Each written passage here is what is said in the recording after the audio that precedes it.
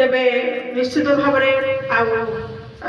शीत तो कमिगला किंतु कोहला पवन को आमकर सकाल सकाल निद शोबार समय टिके अधिक समय पर्यंत शोबार समय किंतु जो माने प्रभु को जागृत होती काली आम जब वाक्य को आलोचना करूँ जे स्वर्गर रही जो मानक प्रभु मनोनीत कर जो मानकर जो प्रभु हृदय को देते सदा सर्वदा प्रभु से प्रति दृष्टि रखिंट खाली वाक्य मध्य देखी आ प्रकृत ये शीत समय ठंडा शोवा समय आपण मैंने प्रभु उद्योगी कष्ट परिश्रम कर आसुचंदी प्रभु बहुल भाव में कष्ट परिश्रम को भक्ति भाव को देखुंट लिखित अवस्था अच्छी प्रभु ताकू निश्चित भाव में विपद समय स्मरण करेंगे तेरे यहीपर मन यहीपर आपण उत्साह उद्दीपना वृद्धि पाइले आसंत दिन मानक आपण मैंने आहरी अधिक भाव में शैतान सहित लड़ाई आत्मा द्वारा शक्ति प्राप्त कारण ये सब आज धर्म कर्म काली को शैतान संगे शैतान शक्ति संगे आमको लड़ार अच्छी तेना आज आम उपयुक्त खाद्य को संचय कर बलवान हाँ तेरे सीना आसंता कालीर परिस्थिति विपद समस्या संगे आम लड़ी पार जदि आज आम प्रचुर खाद्य न खाइबा जदि प्रभु प्रति आपण जीवन को समर्पण न करबा तेरे शक्ति पाई पारिबा नहीं दुर्बल होगा आसंता विपद संगे सम्मुखीन हो लड़ी पारिबा नहीं आज प्रत्येक स्थान रे आत्मिक जीवन धीरे धीरे दुर्बल हेबार लगी कारण वर्तमान परिस्थिति भितर अत्यंत 20 मसीह लोक मान जो कोविड जोगुरु काम धंदा न कर पारिबार विभिन्न लोन गुड़ाक नहीं लोक मैंने आज क्षतिग्रस्त है दिन लोन सुझा उद्देश्य आज लोके पैसा पत्र रोजगार एणे तेणे दौड़ुंट शैतान गोटे पंथा गोटे योजना किंतु ता भीतर भी जिते आम प्रभुंकर परिचय को पाइचु तेज आम प्रभुंकर जो निकटवर्ती है प्रभु प्रथम स्थान देवा छड़ा जे द्वितीय जगत आउ किए साहाय्य करें अत्यंत आमे माने जान आउ किए साहाय्य करें प्रभु बिना आउ द्वितीय किए आम साहाय्य करने कहार क्षमता ना तेणु जी प्रभु प्रथम स्थान देव निहाती भाव में प्रभु गोटे क्षणिक भितर आश्चर्य कर्म साधन करेंगे हालेलुया तेणु जगतर लोक मैंने सत्यता को न जाना हेतु से दौड़ुंट किंतु प्रभु को जाना लोक मान प्रभु आज वाक्य कथा कहते प्रतिज्ञा जो कर प्रमाण करेणु से प्रति आम ध्यान देवा ही प्रथम विषय तेज आज आम गोटे बहुत रहस्य वाक्य भीतर को जीवा आपण मैंने केते जन जानते न जानते मुझे जाने ना कि आम से विषय को आलोचना करवा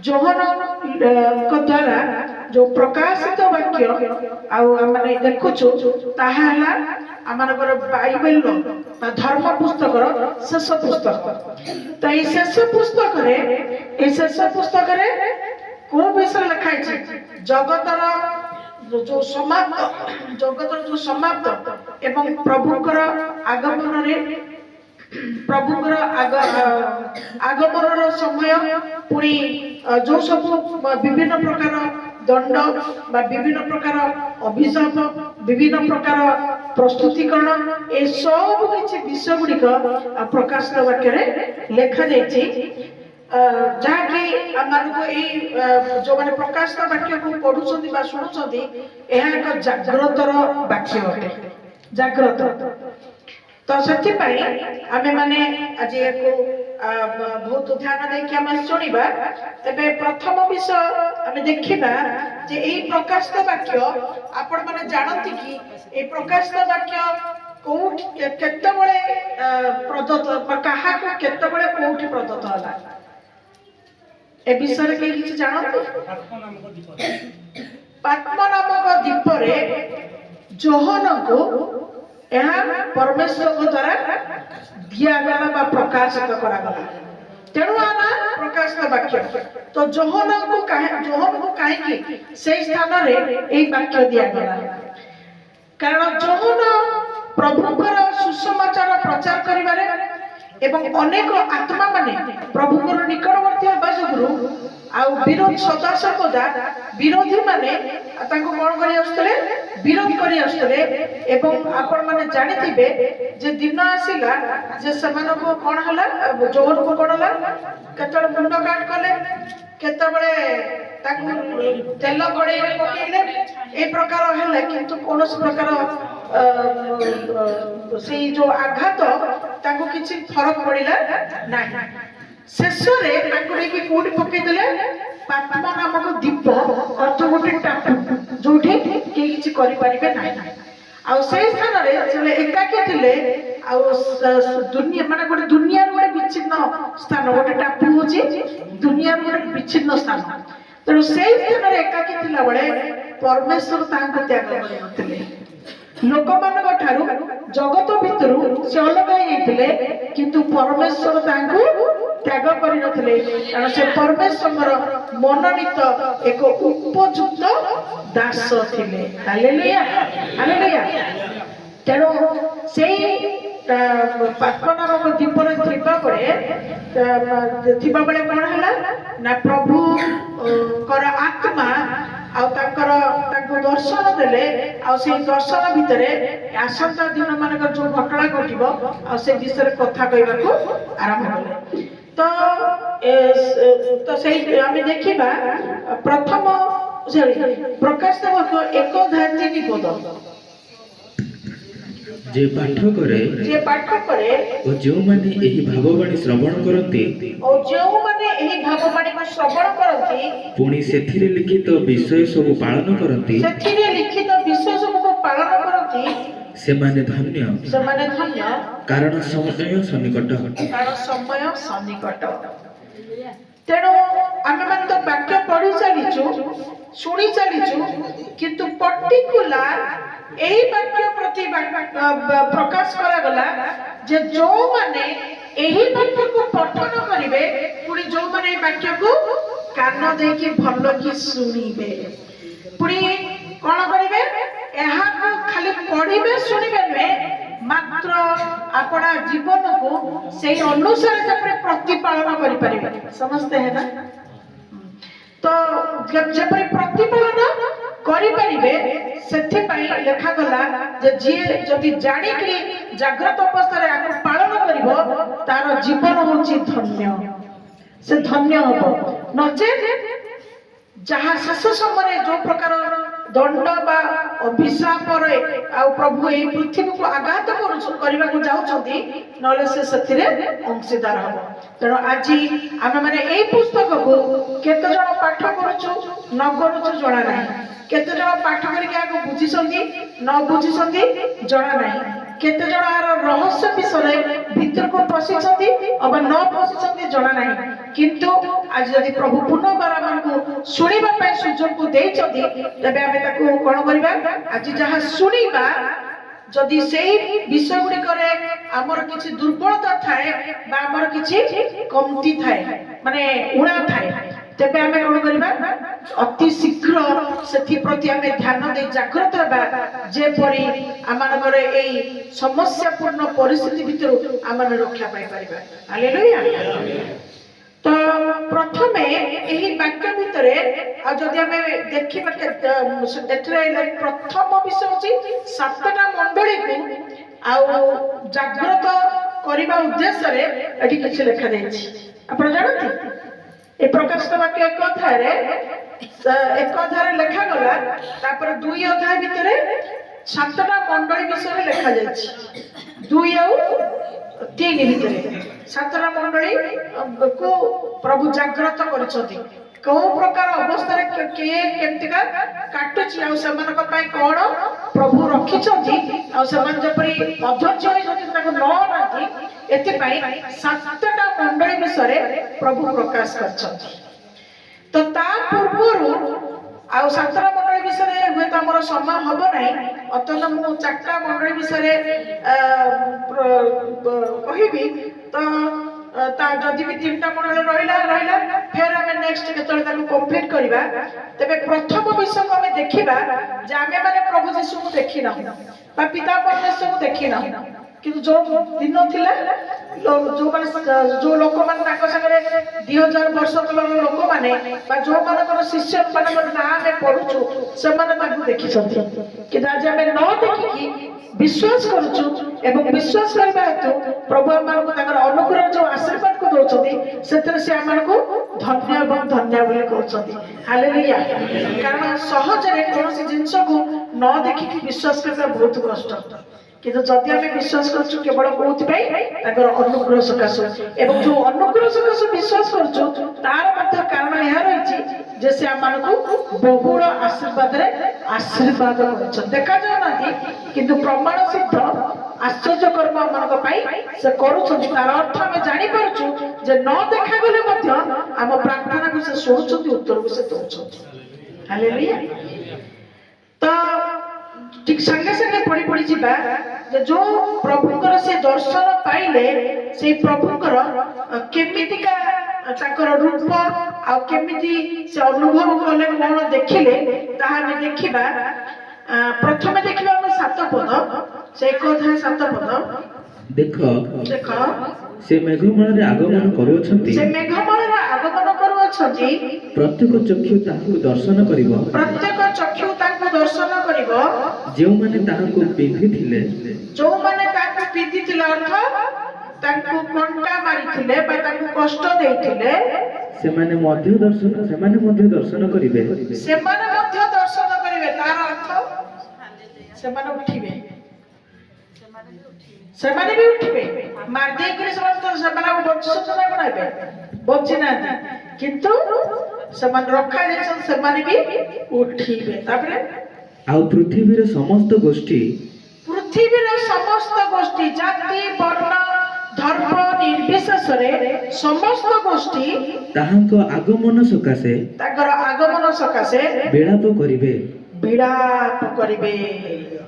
विलाप माने केमितिका विलाप केमितिका छाती बाडे कांदिबे हाय हाय हाय कहबे आज जो माने जानी पारु नांती आज जो माने प्रभुकर उद्देश्य निंदा बा ताड़ना विभिन्न समस्या को सृष्टि करुछोदी दिन आसुची प्रभु जतले मेघमाला आसीबे सर्वगोष्ठी पृथ्वी पृष्ठ रे सर्वगोष्ठी माने ताकर आगमन आसी जबार देखिकी से माने छाती बडे की हाय हाय करबे खेले सेतल को कोन हेतबो समय नथिबो किंतु आमे आनंदित जे आमे से दिन देखिबा पाई हो कि आमे वर्तमान जीवा पाई हो जीवा पाई जदि आमे एही बाट भीतर आमे जदि अपना को प्रस्तुत करिछु ताले निश्चित भाव रे आमे माने आमे हाय हाय हेबा नाही से दिन जदि आमे हाय हाय हेबा नाही तो से पूर्वरु आज हमन को प्रभु प्रस्तुत होबा पाई चाहती संपूर्ण उत्तम जीवन काटिबा पाई प्रभु हमको चाहती तेबे से विषय जदि हम देखिबा केमिति प्रभु आसीबे प्रथम करंथ्य 4 अध्याय 5 पद टिके जीवा प्रथम करंथ्य 4 अध्याय 5 पद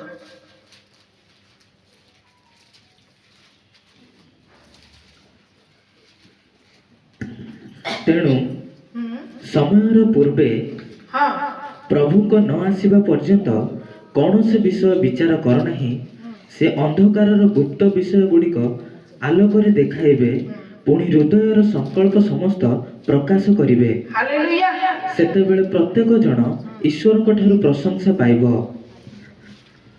प्रभु अंधकार रे थिबा विषय गुड़िक आलोक रे देखाइबे गुप्त विषय गुड़िक समस्त सम्मुख प्रकाश करिवे कहीं लोक हाय हाय करिवे लुचि छपी चोरी करी जे जहा कर्म को करूची बाबूचंद हम के देखु नांती जतबेले प्रभु आसीबे सब किछि विषय को पिक्चर करके सामने प्रत्यक्ष कर थोई देबे सेतले तुमको ତୁମେ ତୁମର ଲଜ୍ଜା ବା ତୁମର ଗୁପ୍ତ ସମସ୍ତ ବିଷୟ ସମସ୍ତ ସମ୍ମୁଖରେ ପ୍ରକାଶ ହେବ। ତାର ଅର୍ଥ ସେତେବେଳେ ବି ସମସ୍ତ ଅନୁଭବ କରିବାର କ୍ଷମତା ଥିବ, ନାଇଁ କି? ସେତେବେଳେ ବି ସମସ୍ତଙ୍କୁ ଲାଜ ବୋଲି ଗୋଟେ ବିଷୟ ଥିବ। ତେଣୁ ପ୍ରଭୁ ଦେଖେଇଦେବେ। ଏଥିପାଇଁ ସେମାନେ ଏପଟେ ଲୋକମାନେ କଣ ହେବେ, ଯୋଉମାନେ ପ୍ରସ୍ତୁତ ହେଇନଥିବେ, ଯୋଉମାନେ ଆଲୋକକୁ ପାଇ ମଧ୍ୟ ଅନ୍ଧକାର ଜୀବନ କାଟୁଥିବେ ଆଉ ଅପକର୍ମ ଭିତରେ ଥିବେ, ସେମାନେ ଲଜ୍ଜିତ ହେବେ। ପୁଣି ଯୋଉମାନେ ନ ଜାଣିକିରି ମଧ୍ୟ ନ ଖୋଜିକିରି କେବେ ବି ଚେଷ୍ଟା ବି କରିନଥାନ୍ତି, ସେମାନେ ହାୟ ହାୟ କରି ସେମାନେ ବିଳାପ କରିବେ। କିନ୍ତୁ ଆମମାନଙ୍କର ପ୍ରଭୁ ମହାନ, ସେ ସବୁ ସମୟ ହେବା ପୂର୍ବରୁ ଆଗତୁରା ପ୍ରଭୁ ଆମମାନଙ୍କୁ ସବୁ କିଛି ବିଷୟକୁ କହିଦେଇକି ସତର୍କ କରିଦଉଛନ୍ତି। ତେବେ ଆମେ ଯଦି ଜ୍ଞାନବାନ ହେବା, ତେବେ ଏ ସମସ୍ତ ବିଷୟକୁ ଆମେ ଗ୍ରହଣ କରିବା, ତଦନୁସାରେ ଆମମାନଙ୍କର ଜୀବନକୁ ଆମେ ଧାରଣ କରିବା। ଯଦି ଆମେ ମୂର୍ଖ ଭଳି ଆମେ ଗୋଟେ କାନରେ ଶୁଣିବା ଆଉ ଗୋଟେ କାନରେ ଛାଡ଼ିଦେବା, ତେବେ ଅନ୍ୟମାନଙ୍କ ସହିତ ମଧ୍ୟ ଆସନ୍ତା ଦିନରେ ଆମେ ମଧ୍ୟ ସମ୍ମୁଖୀନ ହେବା। ତେବେ ପ୍ରଭୁଙ୍କର ରୂପ ବା ପ୍ରଭୁଙ୍କର ଭୟଙ୍କର ଆଉ ସେଇ ଶକ୍ତି କିପରି ଆମେ ତାକୁ ଆମେ ଦେଖିବା। 1 ଅଧ୍ୟାୟ 10 ପଦ, 12 ପଦ, 13 ପଦ, 15 ପଦ, 16 ପଦ। 10, 12, 13, 15, 16। ମୁଁ ପ୍ରଭୁଙ୍କ ଦିନରେ ଆତ୍ମାରେ ଆବିଷ୍ଟ ହୋଇ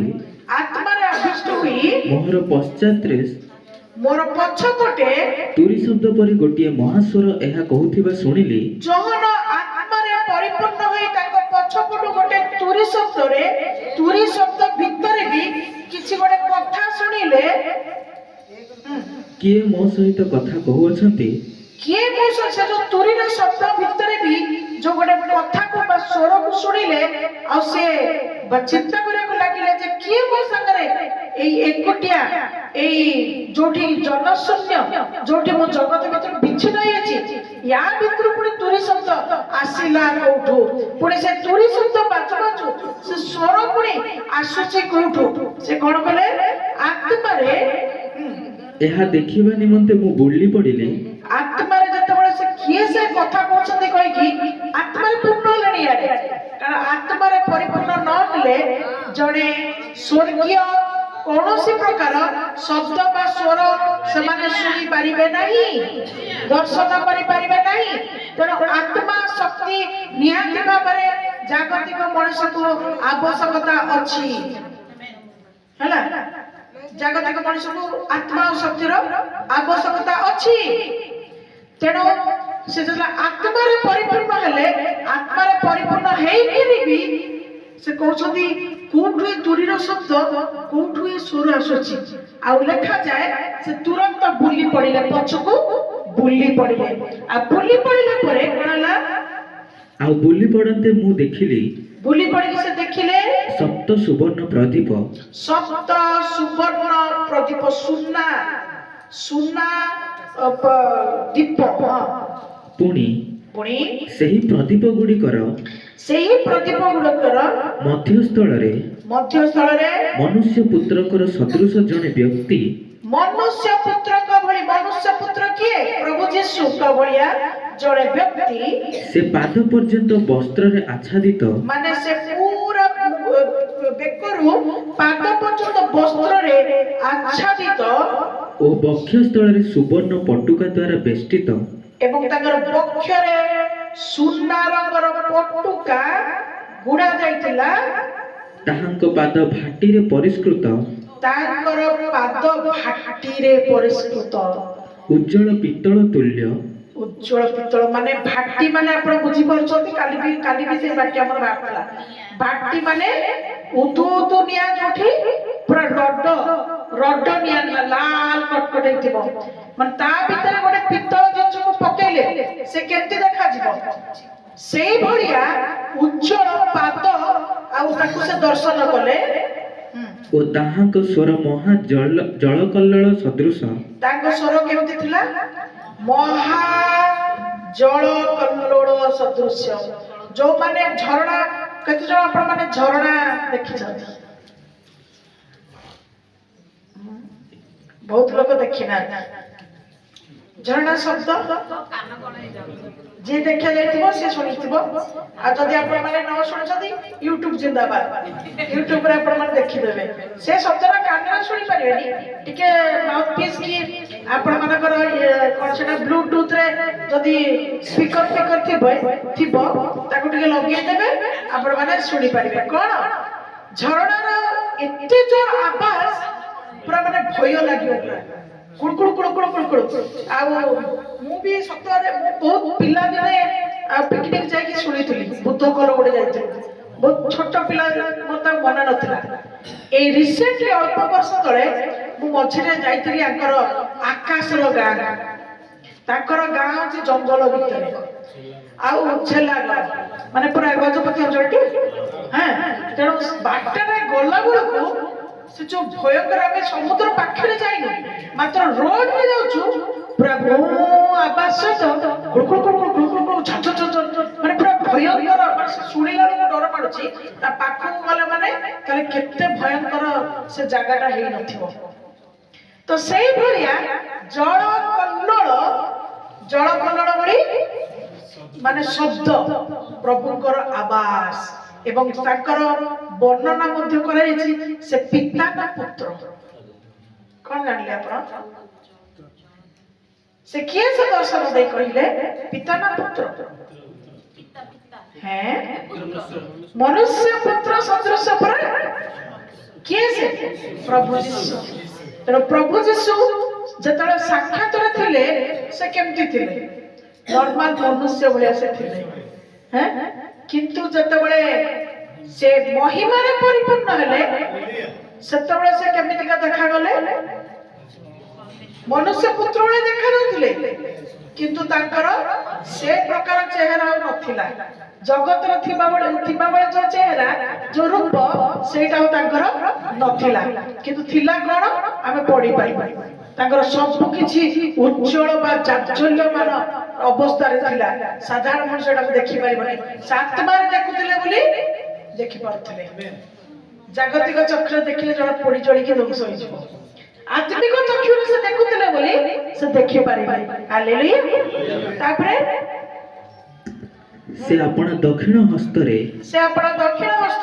ସପ୍ତ ନକ୍ଷତ୍ର ଧାରଣ କରିଥିଲେ ସେ କଣ କଥା ତାଙ୍କ ହାତରେ 7ଟା ନକ୍ଷତ୍ର ଧରିଥିଲେ ତାହାଙ୍କ ମୁଖରୁ ତୀକ୍ଷ୍ମ ଦ୍ୱିଧାର ଖଡ୍ଗ ନିର୍ଗତ ହେଉଥିଲା ତାଙ୍କ ମୁଖରୁ ତୀକ୍ଷ୍ମ ଦ୍ୱିଧାର ଖଡ୍ଗ କୋଉଟା ଆମେ ପଢିଛୁ ବାକ୍ୟ ହଉଛି ଖଣ୍ଡାର ଧାର ଯେପରି ତାଙ୍କ ମୁଖରୁ ମଧ୍ୟ ଯୋଉ ବାକ୍ୟ ବାହାରୁଥିଲା ସେ ବାକ୍ୟ କେମିତି ଥିଲା ମାନେ ପୁରା ତୀକ୍ଷ୍ମ ଦୁଇଧାର ଖଡ୍ଗ ମାନେ ଲାଗିଲା ମାନେ କଟିଯିବ ଆଉ କାଟିବା ଦରକାର ନାହିଁ ଖାଲି ଲାଖେଇଦବ କଟିଯିବ ସେଇଭଳିଆ ବାକ୍ୟ ତାଙ୍କ ମୁଖରୁ ବାହାରୁଥିଲା ତାପରେ ଆଉ ତାହାଙ୍କ ମୁଖ ମଧ୍ୟାହ୍ନ କାଳୀନ ସୂର୍ଯ୍ୟ ପରି ତେଜମୟ ଥିଲା ମଧ୍ୟାହ୍ନ କାଳ ସୂର୍ଯ୍ୟ 12ଟା ବେଳର ସୂର୍ଯ୍ୟ ସବୁଠୁ ଶକ୍ତି ମାନେ ଅନେଇ ହବନି ମୁଣ୍ଡ ମାନେ କହନ୍ତି ଯେ ମୁଣ୍ଡ ଉପରୁ ଖରାଟା ସେତିକି ବେଳକୁ ଆସେ 12ଟା ବେଳକୁ ନାଇଁ ମଧ୍ୟାହ୍ନ ତାଙ୍କ ମୁଖ କେମିତି ଥିଲା ଯେମିତି କେହି ଆତ୍ମାରେ ଥାଇକି ମଧ୍ୟ ସେ ଦେଖି ପାରିଲେ ନାହିଁ ମାନେ ଏତେ ଆଲୋକରେ ତାଙ୍କ ମୁଖ ପରିପୂର୍ଣ୍ଣ ହେଇକି ଥିଲା ହାଲେଲୁୟା এই ସବୁ ବିଷୟ ଭିତରେ ଆମେ ତାପରେ ସରିଲା এই ସବୁ ବିଷୟ ଭିତରେ ଆମେ ବର୍ତ୍ତମାନ ଦେଖିବା 20 ପଦକୁ 11 ପଦକୁ ଦେଖିବା ବର୍ତ୍ତମାନ ମଝିରେ ଛାଡିଥିବା 11 ପଦକୁ ଦେଖିବା ତୁମ୍ଭେ ଯାହା ଦର୍ଶନ କରୁଅଛ ଯୋଉ ଦର୍ଶନଟା ପ୍ରଭୁ ଦେଲେ ଏବଂ ଯୋଉ ବିଷୟ ସବୁ ଆମେ ବର୍ଣ୍ଣନା କଲୁ ତାହା ଗୋଟିଏ ପୁସ୍ତକରେ ଲିପିବଦ୍ଧ କରି ପ୍ରଭୁଙ୍କର ଯୋଉ ବାକ୍ୟ ଫ୍ଲୋ ହଉଥିଲା ବା ପ୍ରକାଶ ହଉଥିଲା ବା କହୁଥିଲେ କଣ କହୁଥିଲେ ସେ ତୁମେ ଗୋଟେ ପୁସ୍ତକରେ ଏହାକୁ ଲେଖ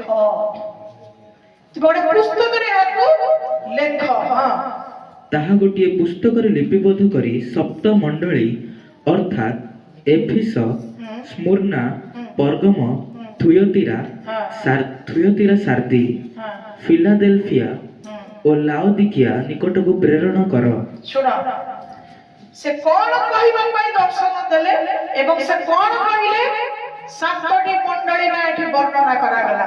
ଆପଣ ମାନଙ୍କ ପାଖରେ ଧର୍ମ ପୁସ୍ତକ ଅଛି, ଆପଣ ମାନେ ନିଜେ ପଢିକି ଦେଖିପାରିବେ। ସାତଟି ମଣ୍ଡଳୀର ନାମ ଲେଖାଗଲା ଏବଂ ଏଇ ସାତଟି ମଣ୍ଡଳୀ ମଧ୍ୟକୁ ଈଶ୍ୱରଙ୍କର ବାକ୍ୟ ଯୋହନଙ୍କ ଦ୍ୱାରା ଲେଖାଗଲା। ତାପରେ ପୁନର୍ବାର ଯଦି ଆମେ ଦେଖିବା 16 ପଦ ଆଉ 20 ପଦ, 16 ପଦ ଦେଖିବା। 16 ପଦ ହେଇଯାଇଛି ବୋଧେ, 20 ପଦ ଦେଖିବା। ଆମ୍ଭର ଦକ୍ଷିଣ ହସ୍ତରେ ଯେଉଁ ସପ୍ତ ନକ୍ଷତ୍ର ଦେଖିଲ, ଯୋଉ ଶୁଣ, ପ୍ରଥମେ ଆମେ ପଢିଲୁ ତାଙ୍କ ହାତରେ କଣ ଥିଲା? ସପ୍ତ ନକ୍ଷତ୍ର ଥିଲା। ପ୍ରଥମେ ଆମେ ପଢିଥିଲୁ।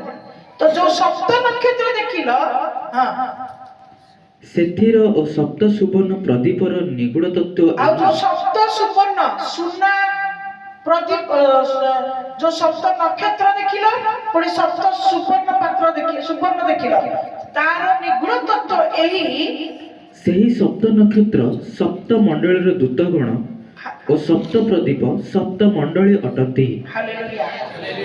ସପ୍ତ ନକ୍ଷତ୍ର କଣଟା? ସପ୍ତ ମଣ୍ଡଳୀର ଦୂତ ମାନେ। ଦୂତ ମାନେ ମାନେ କୋଉ ମାନେ? এই যে ଆମେ ଯୋଉ ଦୂତ ମାନଙ୍କ ବିଷୟରେ ଜାଣିଛୁ ସେ ଦୂତ, হ্যাঁ, ପ୍ରଭୁଙ୍କର ମୁଖ୍ୟ ଦାସ ମାନେ। ହାଲେଲୁୟା। ଦୂତ କୋଉମାନେ? ଯୋଉମାନେ ପ୍ରଭୁଙ୍କର ବାର୍ତ୍ତା ଲୋକମାନଙ୍କ ନିକଟକୁ ନେଇକି ଆସନ୍ତି, ଯୋଉମାନେ ପ୍ରଭୁଙ୍କର ଆତ୍ମାର ବିଷୟକୁ ବିଶ୍ୱାସୀ ମାନଙ୍କ ଭିତରେ ପ୍ରକାଶ କରନ୍ତି, ଯୋଉମାନେ ସତର୍କ ସୂଚନା ଦେବା ସଙ୍ଗେ ସଙ୍ଗେ ବୋଝାଗ୍ରସ୍ତ ଭାରାଗ୍ରସ୍ତ ହୋଇ ମଣ୍ଡଳୀର ବିଶ୍ୱାସୀ ମାନଙ୍କ ପାଇଁ ପ୍ରାର୍ଥନା କରନ୍ତି, ସେମାନେ ମଧ୍ୟ ପ୍ରଭୁଙ୍କ ଆଡୁ ଜଣେ ଜଣେ ଦୂତ ଅଟନ୍ତି। Hallelujah, hallelujah. ତେଣୁ ସାତଟା ନକ୍ଷତ୍ର ହେଲେ ଦୂତ, ସାତଟା ମଣ୍ଡଳୀର ମୁଖ୍ୟ ମୁଖ୍ୟ ସେବକ ମାନେ। ତାପରେ ହେଲା ସପ୍ତ ପ୍ରଦୀପ। ସପ୍ତ ପ୍ରଦୀପ ମାନେ କୋଉଟା? ସାତଟା ମଣ୍ଡଳୀ, ସାତଟା ଦାସ, ସାତଟା ମଣ୍ଡଳୀ। ତାପରେ ଆମେ ପଳେଇ ଯିବା ଯେ ପ୍ରଥମେ କୋଉ ମଣ୍ଡଳୀକୁ କଣ କହିଲେ ଏବଂ ତାଙ୍କର କୋଉଠି ସମସ୍ୟା ଥିଲା। ସେମାନେ ତ ଆତ୍ମିକ ମଣ୍ଡଳୀ ଥିଲେ, କିନ୍ତୁ ଆତ୍ମିକ ମଣ୍ଡଳୀ ହେଲେ ବି ତାଙ୍କର ସମସ୍ୟା କଣ ଥିଲା ଆମେ ପ୍ରଥମେ ଦେଖିବା।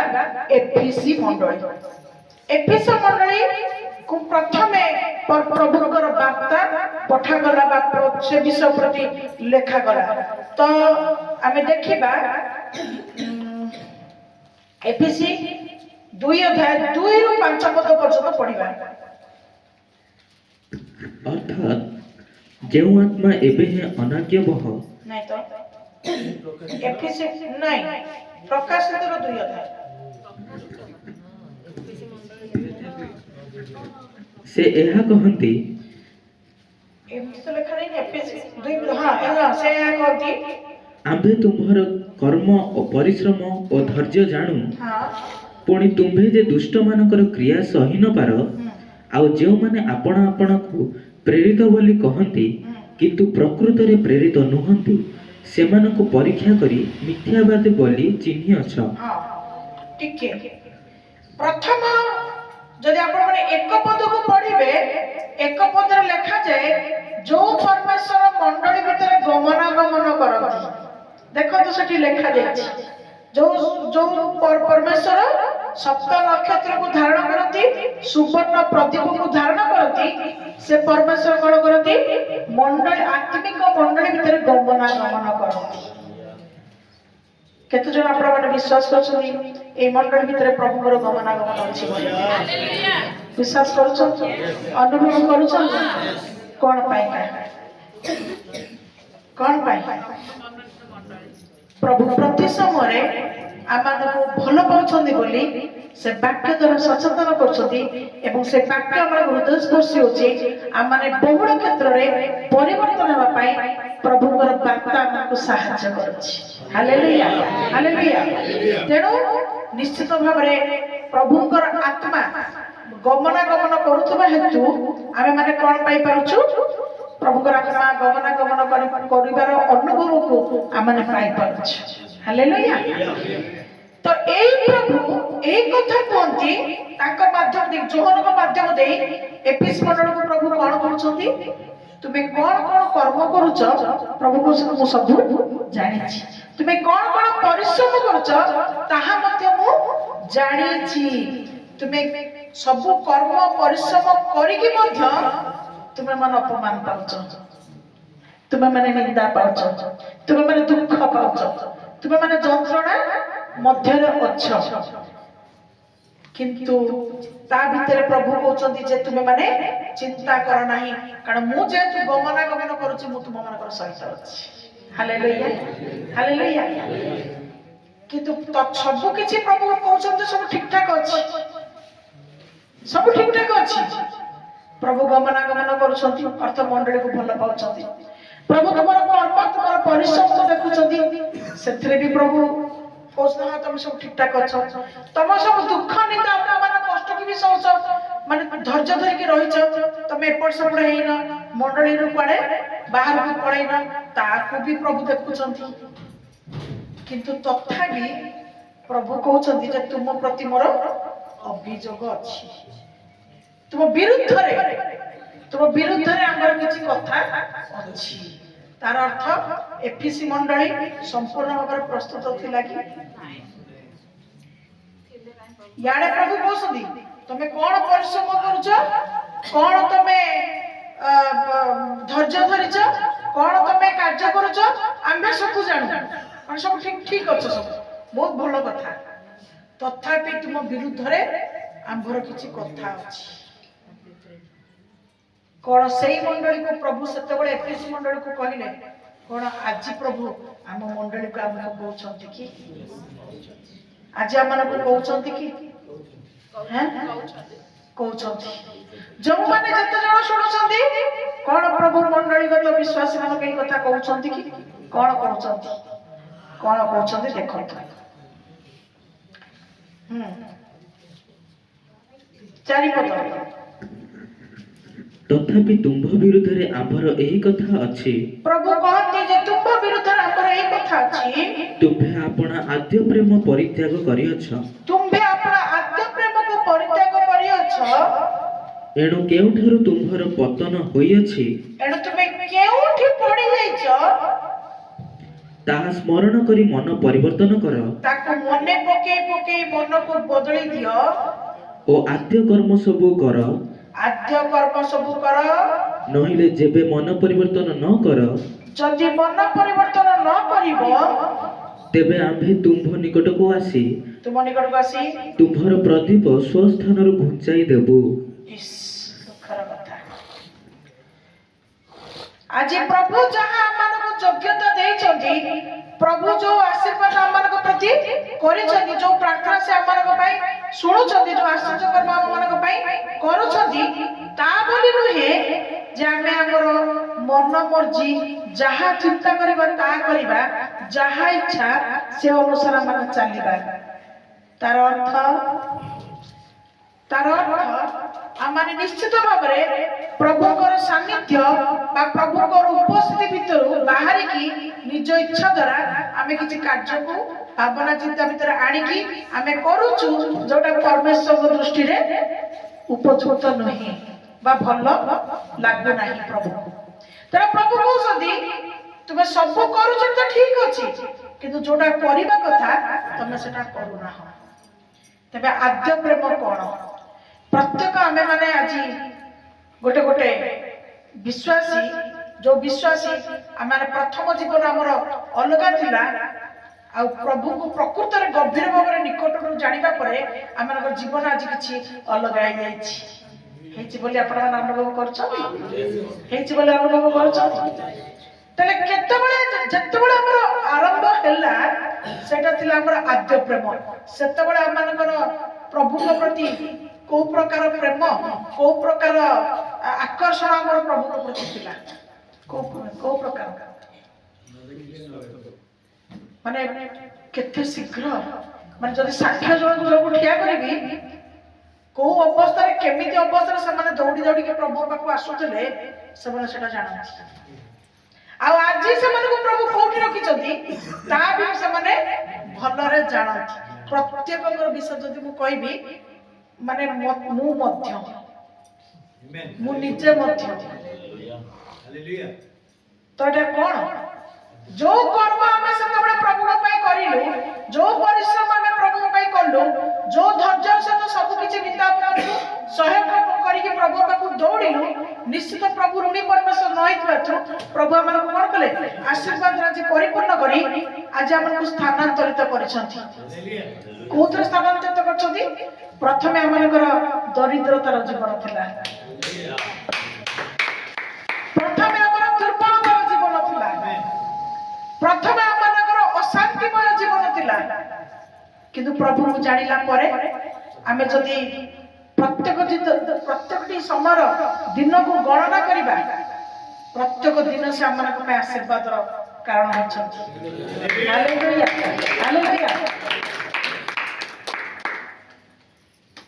କାରଣ ସେ ଆମମାନଙ୍କର ଯେତେବେଳେ ଯିଏ ଯେତେ ପ୍ରେମ କରିବ ପ୍ରଭୁ ତା ପ୍ରତି ସେତିକି ଆଶୀର୍ବାଦର ଦ୍ୱାରକୁ ଖୋଲିବେ ଏବଂ ସେତିକି ତାକୁ ଉଛୁଳେଇକି ପରିପୂର୍ଣ୍ଣ କରିବେ କିନ୍ତୁ ପ୍ରଭୁ ଗୋଟେ ବିଷୟକୁ କୁହନ୍ତି କେଜାଣି ସବୁ ପାଇଲା ପରେ ସ୍ୱାଭାବିକ ମନୁଷ୍ୟ ତ ମାଟିର ମଣିଷ କେଜାଣି ପ୍ରଭୁଙ୍କ ପ୍ରତି ସେ ପ୍ରକାର ନଜରକୁ ହଟେଇ ଦେଇକି କାରଣ କିଛି ନଥିଲା ତାର ନଜର ପ୍ରଭୁଙ୍କ ଉପରେ ଥିଲା କିନ୍ତୁ ଆଜି ପ୍ରଭୁଙ୍କର ଅନୁଗ୍ରହ ଆଶୀର୍ବାଦ ପାଇଲା ପରେ କେଜାଣି ପ୍ରଭୁଙ୍କ ଉପରେ ଆଜି ଚକ୍ଷୁଟା ହଟିକି ନିଜ ଭାବନା ନିଜ ଚିନ୍ତା ନିଜର ପରିଶ୍ରମ ଉପରେ କେହି ନିର୍ଭର କରିକି କଣ ପ୍ରଭୁଙ୍କୁ କେହି ପାର୍ଶ୍ୱରେ ଯାଇଛନ୍ତି କି ସେ ବିଶ୍ୱାସ ସେ ଦୌଡ଼ ଜୀବନରୁ ଉଣା ପଡ଼ି କଣ ଆଜି ନିଜର ଇଚ୍ଛା ମତେ ନିଜର ସମୟ ସୁବିଧା ଆନନ୍ଦକୁ ଦେଖି ତାପରେ ପ୍ରଭୁଙ୍କୁ ସ୍ଥାନ ଦେଉଛନ୍ତି କି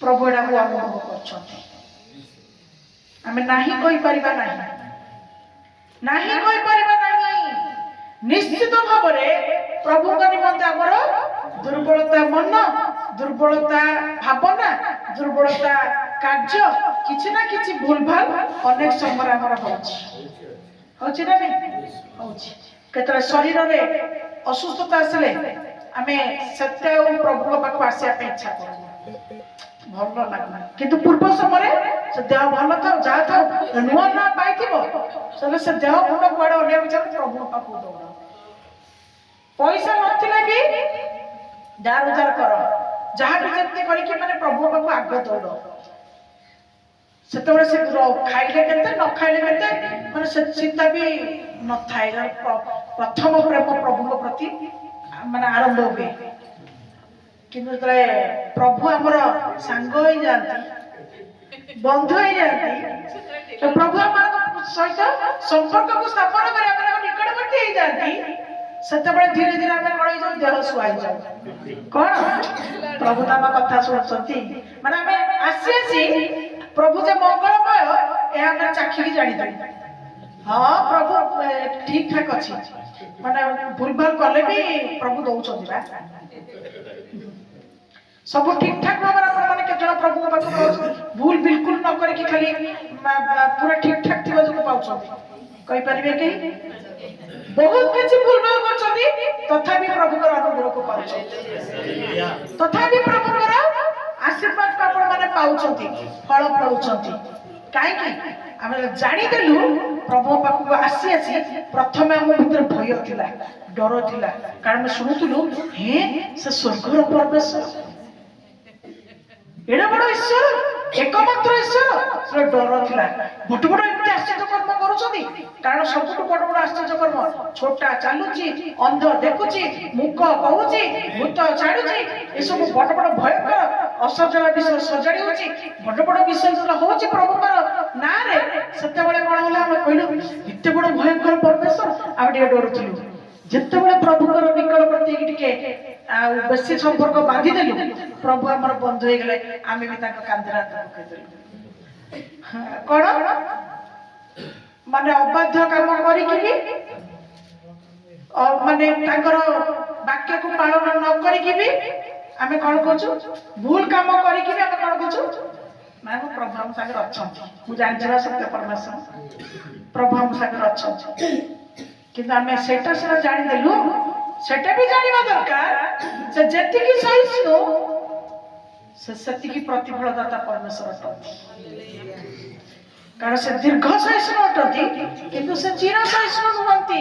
ଆଜି କାନ୍ଧରେ ହାତ ପକେଇ ଚାଲୁଛ, ପ୍ରଭୁ କହିବେ ହଉ ଚାଲେ, ଠିକ ଅଛି, କିନ୍ତୁ ଚାଲୁଥିବା ଭିତରେ ବି ଟିକେ ମନ ପକା ତୁ କୋଉଥରେ ଥିଲୁ, ବର୍ତ୍ତମାନ କୋଉଥରେ ଅଛୁ, ଆଉ ତୁ ମାନେ ପାଇଗଲା ଯୋଗୁରୁ ବର୍ତ୍ତମାନ ପୂର୍ବରେ ଟିକେ ଡରି ଡରିକି ଟିକେ ରହୁଥିଲୁ, ଏବେ ପାଇଗଲା ପରେ ତୁ ଟିକେ ବେଶୀ ଢିଲା ଢିଲା ହେଇକିରି ଆଉ ଟିକେ ମନ୍ଦ ପୁଣି ସେ ମନ୍ଦ କାମ ଗୁଡାକ କରୁଛୁ। ତେଣୁ ପ୍ରଭୁ ଏପିସି ମଣ୍ଡଳୀ ବିରୁଦ୍ଧରେ ଆଜି କଣ କରୁଛନ୍ତି? ବିରୁଦ୍ଧରେ କହୁଛନ୍ତି ଯେ ତୁମ ବିରୁଦ୍ଧରେ ଆମର କିଛି କଥା ଅଛି। ତୁମେ ପ୍ରଥମେ ଯେମିତି ପ୍ରେମ କରୁଥିଲ, ପ୍ରଥମେ ଯେମିତି ପ୍ରାର୍ଥନା କରୁଥିଲ, ପ୍ରଥମେ ଯେମିତି ବିଶ୍ୱାସ କରୁଥିଲ, ପ୍ରଥମେ ଯେମିତି ତୁମେ ପ୍ରଭୁଙ୍କ ପ୍ରତି ତୁମର ମନ ଥିଲା, ସେ ପ୍ରେମଟା କାହିଁକି ମୁଁ ତମର ଆଉ ଦେଖିପାରୁନି। ଏଇଟା ପ୍ରାୟ ସ୍ୱାମୀ ସ୍ତ୍ରୀଙ୍କ ଭିତରେ କଥା ହୁଏ ନା? ମୁଁ କେତେ ଜଣଙ୍କର ଏ ବିଷୟ ଶୁଣିଛି ତ ସେଥିପାଇଁ କହୁଛି। ଆଗରୁ ମତେ ବହୁତ ଭଲ ପାଉଥିଲା, ଏବେ କାହିଁ ତମେ ମତେ ଭଲ ପାଉନ? ପ୍ରାୟ ସ୍ତ୍ରୀ ମାନେ ଏମିତି କୁହନ୍ତି। କାହିଁକି ସେମାନେ ସ୍ତ୍ରୀ ଜାଣିଦେଲା ଯେ ସ୍ୱାମୀ ତ ମୋରି ପାଖରେ ଅଛି, ଆଉ ସ୍ୱାମୀ ଜାଣିଲା ଯେ ସ୍ତ୍ରୀ ତ ମୋରି ପାଖରେ ଅଛି, ମାନେ ସ୍ତ୍ରୀ ଜାଣିବ ଯେ ବାଧ୍ୟ ମତେ ସ୍ୱାମୀ ମୋ କଥା ଶୁଣିବ, ମୋର ସବୁ ପ୍ରୟୋଜନ ଆୟୋଜନ ଦବ। ସ୍ୱାମୀ ଜାଣିବ ସ୍ତ୍ରୀ ମୋ ପାଖରେ ଅଛି, ସେ ଯେତେ ଚାହିଁଛି ମତେ ସେ ରାନ୍ଧିକି ଖାଇବାକୁ ଦବ, ମୋର ଘର କାମ ସେଇ ହିଁ କରିବ। ଦେହ ସୁହା ହେଇଗଲା, ଆଉ କେହି କାହାକୁ ଡର ନାହିଁ। ପ୍ରଥମେ କଣ ନୂଆ ନୂଆ ତ କାଳେ ଛାଡ଼ି ଦେଇକି ପଳେଇବ କି? ତେଣୁ ପ୍ରେମ ଜାଲରେ ବାନ୍ଧିକି ରଖିବାକୁ ପଡୁଥିଲା ନାଇଁ। ତ ଯେମିତି ଏକ୍ସାକ୍ଟଲି ପରମେଶ୍ୱର ମଧ୍ୟ ତାଙ୍କର ଆଦ୍ୟ ପ୍ରେମ ବା ଆରମ୍ଭରେ ଆମେ ଯେମିତି ପ୍ରେମ କରୁଥିଲୁ, ପ୍ରଭୁ ମଧ୍ୟ ସେଇ ପ୍ରେମ ଆମଠୁ ବି ଖୋଜୁଛନ୍ତି। Hallelujah, hallelujah. ପ୍ରଭୁ କହୁଛନ୍ତି ଯେ ଶୁଣ, ମୁଁ ବି ତୁମକୁ ଦଣ୍ଡ ଦେବା ପାଇଁ ଚାହୁଁନି, ମୁଁ ବି ତୁମ ପାଇଁ ଯୋଉ ପ୍ରସ୍ତୁତ ହେଇଛି ତାହା ବି ମୁଁ ତୁମଠୁ ମାନେ ତୁମେ ସେଥିରୁ ବଞ୍ଚିତ ହଉ ବୋଲି ମୁଁ ବି ଚାହୁଁନି। କିନ୍ତୁ ଯଦି ତୁମେ କୋଉଠି ଦୁର୍ବଳ ହେଇଛ, ଟିକେ ମନେ ପକାଅ, ହଁ ହଁ ମୋର ଟିକେ ହାବଭାବ ଚେଞ୍ଜ ଚାଞ୍ଜ ହେଇଯାଇଛି, ମୋର ଟିକେ ଚାଲିଚଳନ ଚେଞ୍ଜ ଚାଞ୍ଜ ହେଇଯାଇଛି, ମୋର ଟିକେ କଥାବାର୍ତ୍ତା ଚେଞ୍ଜ ଚାଞ୍ଜ ହେଇଯାଇଛି। ପ୍ରଭୁଙ୍କ ଆଶୀର୍ବାଦ ପାଇ ନାଇଁ ନାଇଁ ମୁଁ ଟିକେ କଣ ହେଇଯିବି, ମୁଁ ଆପଣଙ୍କୁ ପ୍ରଥମେ ଯେମିତି ମୁଁ ଥିଲି ମନେ ପକେଇ, ମୁଁ ପ୍ରଥମେ କେମିତି ଥିଲି, ନିଜ ନିଜର ବିଷୟକୁ ମନେ ପକେଇକି ଆମେ ପ୍ରଥମ ଅବସ୍ଥାକୁ ଫେରିଯିବା।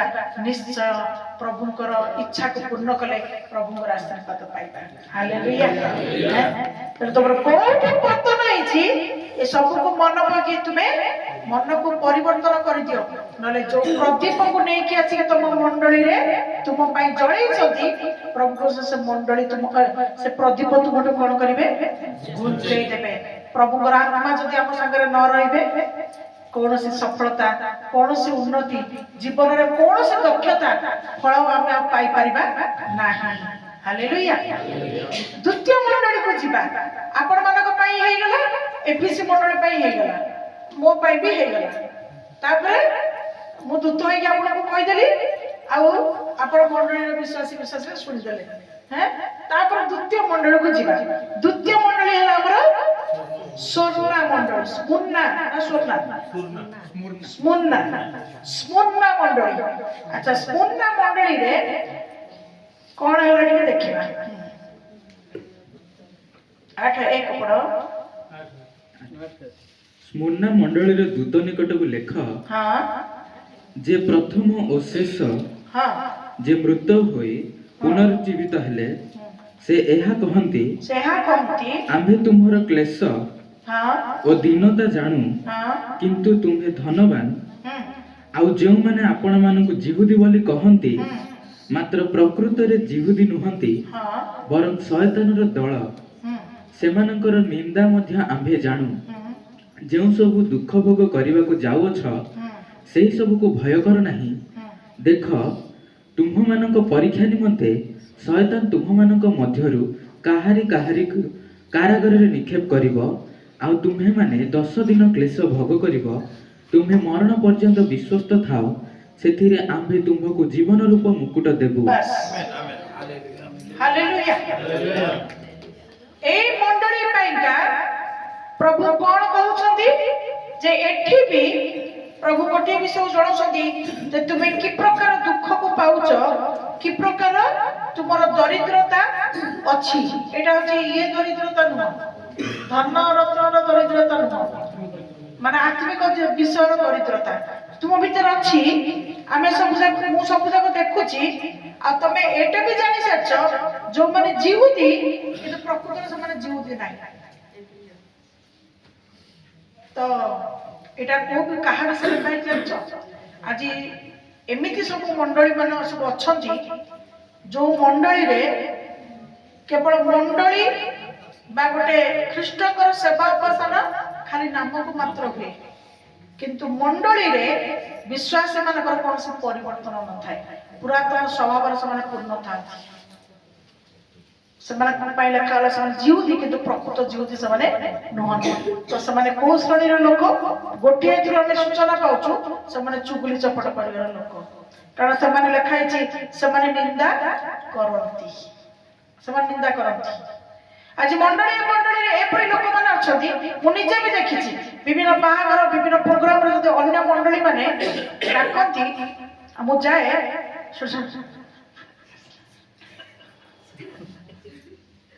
एमती कर देखे मो निज खराब लाज भी मारे मुझे कड़े गले कोई आगे बस लुचिकी कोई संध्या कंदे बसे कौन ना दिन राति से सब कथा को संग्रह कर व्यस्त था किए कड़े गला किए कौटी बसला से विजातीय लोक मान विषय कहते मन रख विजातीय लोक मान विषय से कहते जो श्रेणी जो परमेश्वर को जानी जो परमेश्वर को सेमाने विश्वास करछथि अन्य माने जो माने प्रभु को विश्वास करछथि प्रभु पत्र अछथि से माने सेही मानकर विश्व रे सब कथा को कलेक्शन करथि किंतु प्रभुकर वाक्य मन को कोन कहे तुमे कहार विचार करिवो नाही तुमे जहार विचार करिवो प्रभु तुमको विचार करबे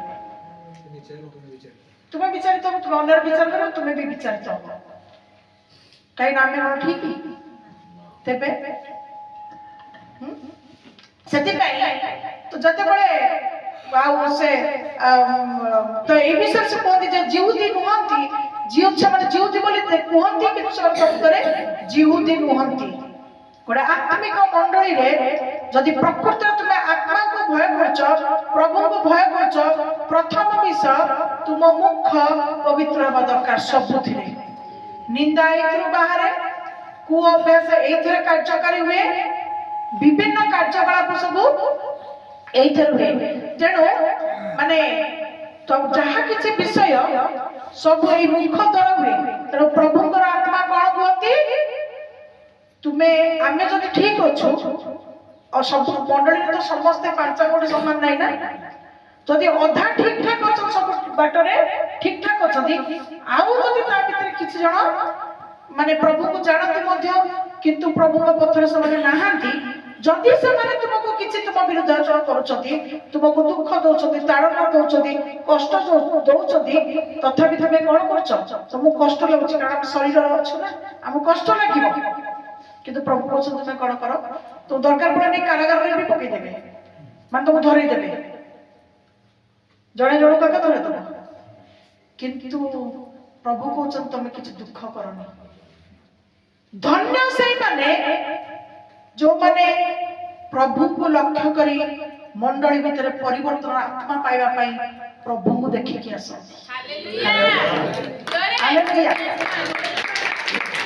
तुम जदि लोक को देखिबो तुम पड़ी जीवो किंतु जदि तुम आत्मा को देखि कि प्रभु को दर्शन करके आसीबो ताले तुमे प्रभुकर वाक्य द्वारा आपण को प्रस्तुत करिवो जणे मनुष्य तुमको पक्कै देबो तुमर आत्मिक जीवन को दुर्बल कर देबो किंतु परमेश्वरकर वाक्य परमेश्वरकर दुधार खड़ग विषय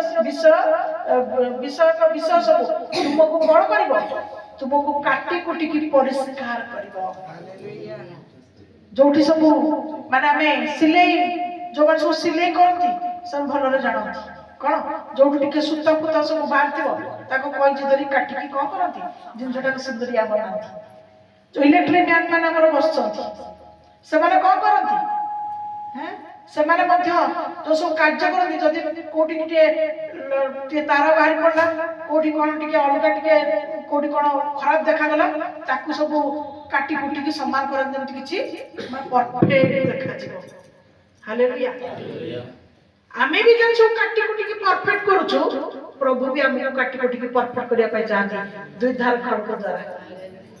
ଦୁଇ ଧାର ଖଡଗ ଗୋଟେ ତାଙ୍କର ମୁଖର ବାକ୍ୟ। ହାଲେଲୁୟା। ଗୋଟେ ଗୋଟେ ଏହା ଉପରେ ଗୋଟେ କାହାଣୀ ଅଛି ମାନେ ମଣ୍ଡଳୀ ବିଷୟରେ। ଗୋଟେ ଗୋଟେ ଲୋକଟେ ମାନେ ବିଶ୍ୱାସୀଟେ ସେ ସବୁବେଳେ ଯାଇକି ପାଷ୍ଟରଙ୍କ ପାଖରେ ଅଭିଯୋଗ କଲା। କଣ ଅଭିଯୋଗ କଲା? ମତେ ସିଏ ସେମିତି କହିଲାଣି, ସିଏ ମତେ ଦେଖି କ୍ରିଟିସାଇଜ କରୁଛି, ଇଏ ମୋର ମଜାକ ଉଡଉଛି। ସେ ସବୁବେଳେ କଣ କଲା? ଯାଇକି ପାଷ୍ଟରଙ୍କ ପାଖରେ ଅଭିଯୋଗ କଲା ଯେ ମତେ ଅପମାନ ମିଳୁଛି। ତାକୁ ପାଷ୍ଟର ଯେତେ ପ୍ରକାର ବାକ୍ୟ କହିଲେ, ଯେତେ ପ୍ରକାର ବୁଝେଇଲେ, ସେ ବୁଝିଲା ନାହିଁ। ସେ ତାକୁ ଗୋଟେ କଥା କହିଲେ, କହିଲେ ତୁ ଯଦି ଗୋଟେ କାମ କରିବୁ ତାହେଲେ ଆଜିଠୁ ତତେ କେହି ନିନ୍ଦା କରିବେନି, କେହି ତତେ କିଛି କହିବେନି, ଆଉ ତୁ ଜିତିବୁ। ସତରେ ଠିକ ଅଛି। ତାକୁ କହିଲେ ଗୋଟେ ଲୋଟା ଆଣେ, ସେ ଲୋଟାରେ ପୁରା ଟୁଟୁଳିଆ ପାଣି ଆଣିବୁ, ଆଉ ତତେ ଯୋଉ ଜାଗା ପର୍ଯ୍ୟନ୍ତ କହିବି ତୁ ଯଦି ତୋ ସେଥିରୁ ଯଦି ତୋର ପଡିବନି ବିନ୍ଦୁ ବି ଉଛୁଳିକି ତଳେ ଥୋପାଡ଼ି ପଡି ପଡିବନି, ତୁ ସେମିତି ଯୋଉ ପର୍ଯ୍ୟନ୍ତ ତ କହିବି ତୁ ସେ ପର୍ଯ୍ୟନ୍ତ ଯିବୁ ଆଉ ଆସିବୁ, ତାପରେ ତୋ ପାଇଁ ଗୋଟେ ମହା ପୁରସ୍କାର ଅଛି। ତତେ ନିନ୍ଦା ବି କରିବେନି, ତା ଉପରୁ ତୁ ଗୋଟେ ପୁରସ୍କାର ବି ପାଇବୁ। ପୁରସ୍କାର ପାଇବା ପାଇଁ କିଏ ସେ ନ ପ୍ରିୟ? ଆଉ ନିନ୍ଦା ପାଇବା ପାଇଁ କାହାକୁ ଭଲ ଲାଗେ? ସମସ୍ତେ ସମ୍ମାନ ହିଁ ଖୋଜନ୍ତି। ଲୋଟା ପାଣି ସହିତ ତାକୁ ଯେତିକି ଦୂର ଚାଲିବା ପାଇଁ କୁହାଲା, ସେ କଣ କଲା? ତାକୁ ହିଁ ଧ୍ୟାନ କରି ଚାଲିଲା। କାଳେ ପଡିଯିବ ତ ଧ୍ୟାନ କରିବା ଭିତରେ ବାଟରେ ଗଲା ପାଗଳଟା ନା କଣ ଲୋଟା ପାଣିଟା ଧରିକି ଯାଉଛି, ସେ କିଛି ଶୁଣି ପାରିଲାନି। ଆହୁରି ବାଟରେ ଗଲା ବେଳକୁ ଆରେ ଇଏ ମୂର୍ଖଟା ନା କଣ, ଆରେ ଏଇଟା ପାଣିଟା ମାନେ କେତେ ପ୍ରକାର ବାଟରେ ଗଲା ଭିତରେ ତାକୁ କେତେ ପ୍ରକାର କଣ କମେଣ୍ଟ ମରାଗଲା। କିନ୍ତୁ ତାର ଲକ୍ଷ୍ୟ କଣ ଥିଲା? ପୁରସ୍କାର ଆଉ ସମ୍ମାନ। ଯାଇକି ଫେରିକି ଆସିଲା ପରେ କହିଲା, ପାଷ୍ଟର ମୁଁ କିଛି ବିନ୍ଦୁ ବି ମୋର ପଡିନି, ମୁଁ ପୁରା ଯେମିତି କଲି ସେମିତି ଆସ ଦେଖନ୍ତୁ, ଆପଣ ଟୁଳଟୁଳ କରି ଦେଇଥିଲେ, ମୋର ପାଣି ପୁରା ଟୁଳଟୁଳ ହେଇକି ଅଛି। ତ ତାକୁ କହିଲେ, କାହିଁକି ତ ପାଣିର ବିନ୍ଦୁ ବି ତଳକୁ ପଡିଲାନି? ନା ମୁଁ ପୁରା, ତମେ କେମିତି ଜାଣିଲ ତମ ପାଣି ବିଲକୁଲ ବି ବିନ୍ଦୁ ତଳକୁ ପଡିନି ବୋଲି? ପ୍ରମାଣ କଣ? ସେ ଗୋଟିଏ କଥା କହିଲା, ପୁରା ଭଲ କି କୌଣସି ବିଷୟରେ ଧ୍ୟାନ ନ ଦେଇକି ମୁଁ କେବଳ ଲୋଟାକୁ ଅନେଇ ଯାଉଥିଲି। ସେଥିପାଇଁ ମୁଁ ନିଜେ କହିପାରିବି ଦୃଢତାର ସହିତ ଯେ ମୁଁ ପାଣି ଟୋଟାଲି ପକେଇନି।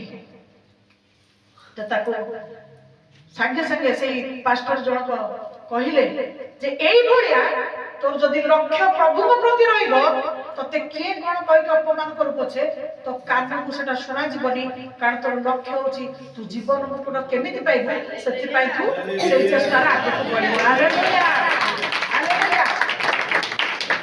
କାରଣ ପ୍ରଭୁ ଆମକୁ ବାଛିଛନ୍ତି, ପ୍ରଭୁ ମଣ୍ଡଳୀ ଦ୍ୱାରା ଆମକୁ ଜୀବନ ପ୍ରଦାନ କରିଛନ୍ତି। ଆମର ଲକ୍ଷ୍ୟ କଣ? ମଣ୍ଡଳୀ ଏବଂ ମଣ୍ଡଳୀର ଈଶ୍ୱର। ହାଲେଲୁୟା।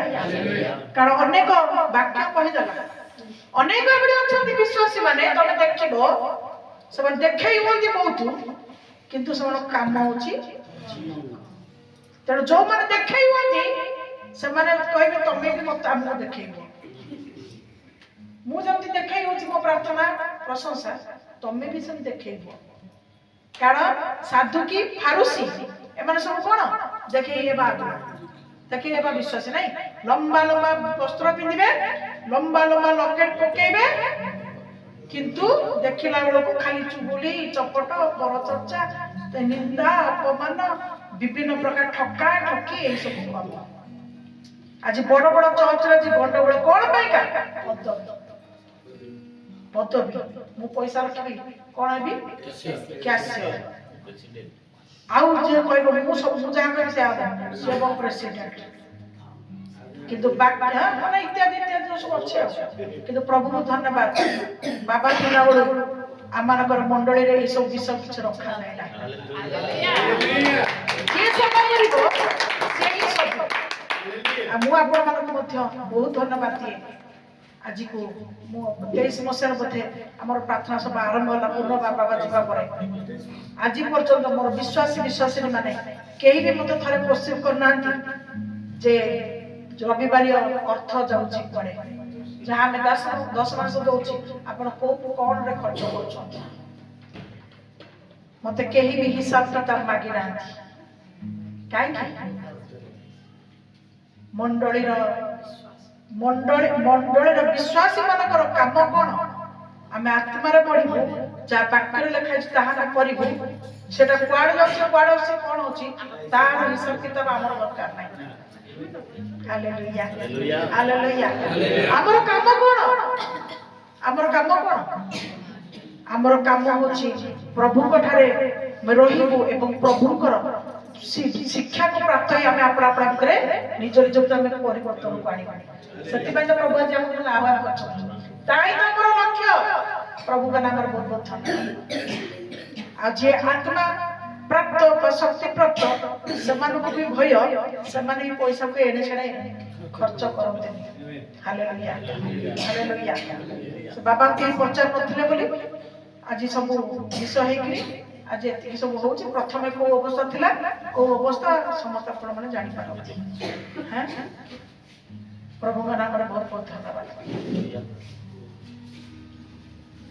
तो एई पड़ी भाबरे आज प्रभु कोती जे तुमे जो एई भली हो तुम सब सदी सहय करबो सुनो सहय कला ऊपर भी तुमको निंदा आसीबो दुख आसीबो माने तुमे किछि न कहले भी लोक बार बार तुम आखिरे कहबे तू होछु दोषी परा तू दोषी तू दंड पाई जबरदस्ती ताको भी तुमे सही हालेलुया आ प्रभु कोंती जे जेहेतु लेखा जायछि जो जे प्रभु को सेटा 7 पद लेखा अछि जे प्रभु पर ए वाक्य को जो माने पालन करिवे प्रभु समान जो फल रखी से फल से खाइबे को फल पारदीश स्वर्ग रे जीवन वृक्षर जो फल को प्रभु रखी तुम जो धैर्यर सहित सह्य कर एवं तुम केवल लक्ष्य करके जीव ताले तुम से फल को पाइब कहीं मंडलीर कर्ता होउछन्ति किए से प्रभु जीशु ख्रीष्ट निजे तेणु अनेक समय आम पढ़ीचु अनेक द्वार रे कौन लिखाई थाए प्रभु जीशु ख्रीष्ट एई गृहर कर्ता को गृहर कर्ता घर लोक मंडलीर कर्ता से ही प्रेसिडेंट से ही कैशियर से ही सब हालेलुया हालेलुया प्रभु का नाम रे बहुत बहुत धन्यवाद तापरे तृतीय मंडली विषय जीवा परगम मंडली चलो परगम मंडली को प्रभु कौन मन रखुच तो प्रथम मंडली को प्रभु कौन कहले प्रथम प्रेम को छाड़ देछो आ थरे प्रेम करो से भले प्रेम भक्ति करो द्वितीय मंडली को प्रभु कौन कहले तुम ठीक ठाक थिले भी लोक तुम सब करूथबो सब जगह तुम ठीक थिबो तथापि लोक तुम ऊपर पड़ी की निजे किछ करनथिबे किंतु तुम करूथबो तुमको करई देबेनी कि करिले समाने निंदा करिवे तेणु सेटा को तुम सह तृतीय विषय को जीवा तृतीय मंडली को प्रभु कौन करछथि पढ़िबा हां कोड पढ़िबा नहीं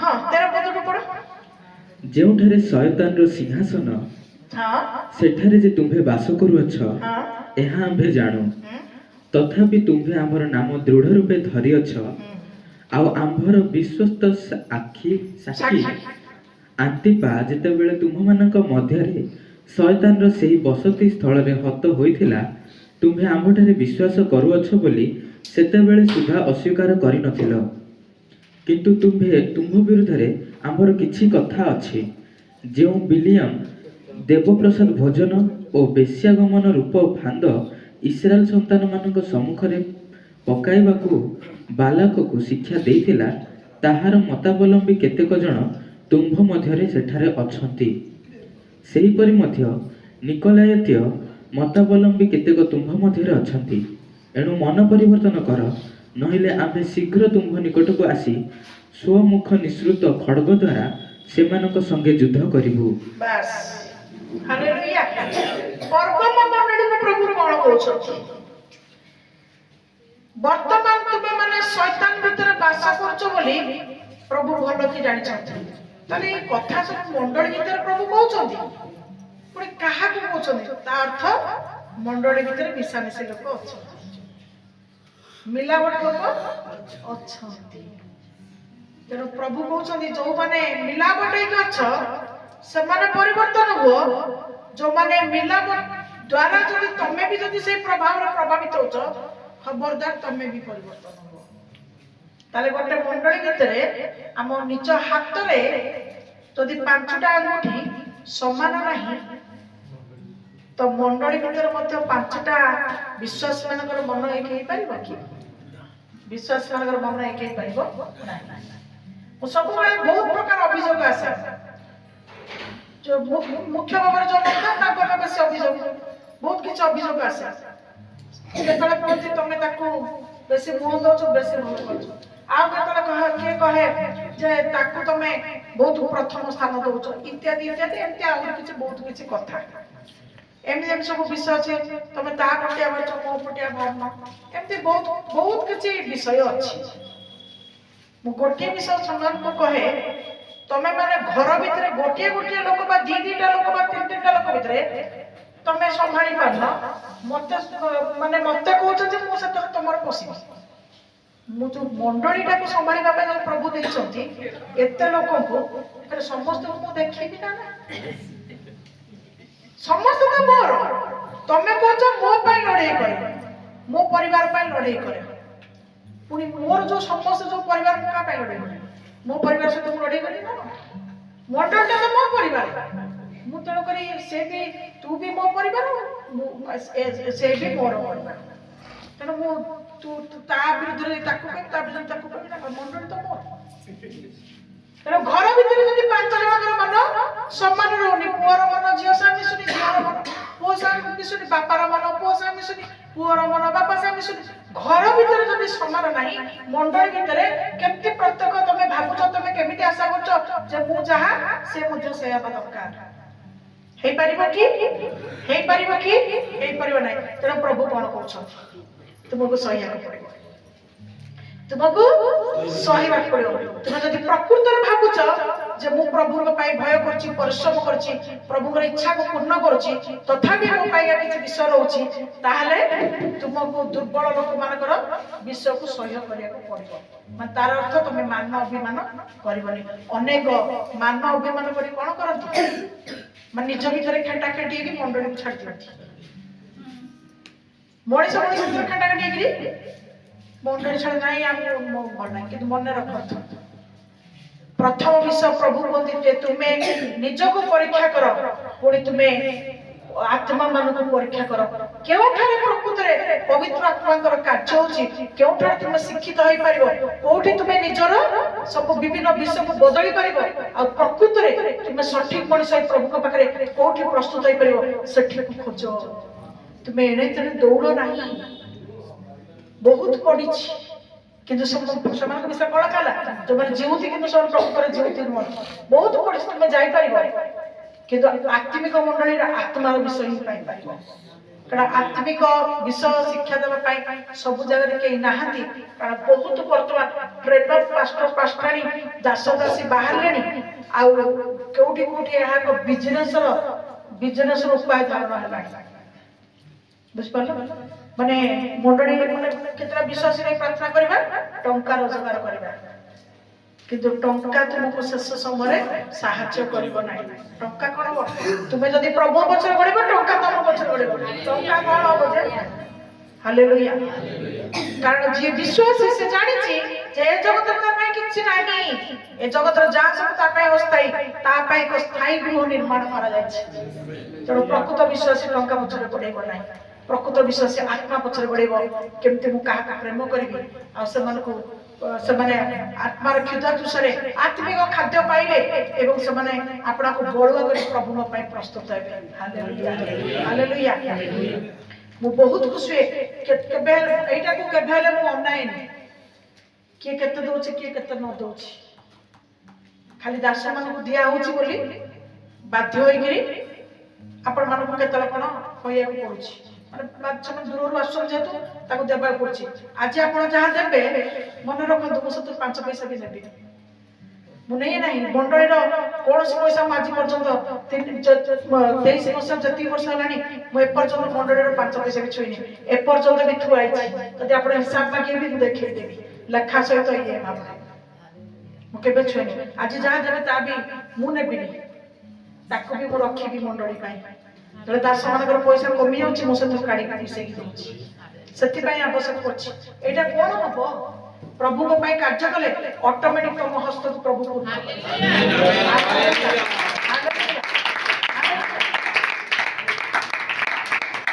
ମତେ ଯାହା ମିଳେ ତାକୁ ବି ମୁଁ ଅଯଥା ବ୍ୟୟ କରେନି।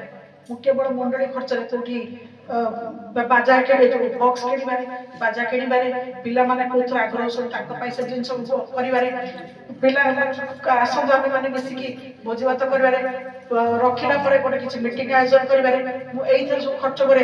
ଆପଣ ମାନେ ଜାଣିଥିବେ ଯେ 90,000 ଟଙ୍କା ଖର୍ଚ୍ଚ ହେଲା ସୁଖଚାନ୍ଦ ମସିହା ଯେତେବେଳେ ଆସିଲେ, କିନ୍ତୁ ମଣ୍ଡଳୀ ଭିତରୁ ଆମର କେତେ କଲେକ୍ସନ ହେଇଥିଲା? 30,000।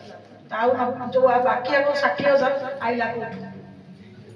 ପ୍ରଭୁଙ୍କ ପଇସା ଯଦି ଖାଇ ଗିଳିଦବ ପ୍ରଭୁ ତମକୁ ଗିଳିଦେବେ।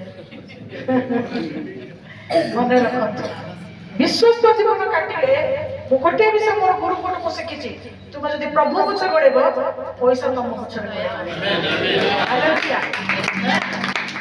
କଣଟା କିଣିବି ଯେ ସବୁ ତ ପ୍ରଭୁ ମତେ ଦେଇଛନ୍ତି। ଖାଇବା ତ ମୁଁ ଖାଇପାରୁନି, ଫ୍ରିଜରେ କେଜି କେଜିକା ତାକୁ 4 ଦିନ 5 ଦିନ ଖାଇ ପଡୁଛି। ଖାଦ୍ୟ ଫୋପାଡ଼ିଦେବି ନହେଲେ କାହାକୁ କାଟୁଛି। କେତେ କଣ କରିବି? ତମେ କଣ କରିକି ମୁଁ ଖର୍ଚ୍ଚ କରିବି ଯେ ମୁଁ ପଇସା ପଛରେ ଗୋଡେଇବି? ହାଲେଲୁୟା। ମତେ ତ କୋଠା ବାଡେଇ ପାରୁନି। ହାଲେଲୁୟା।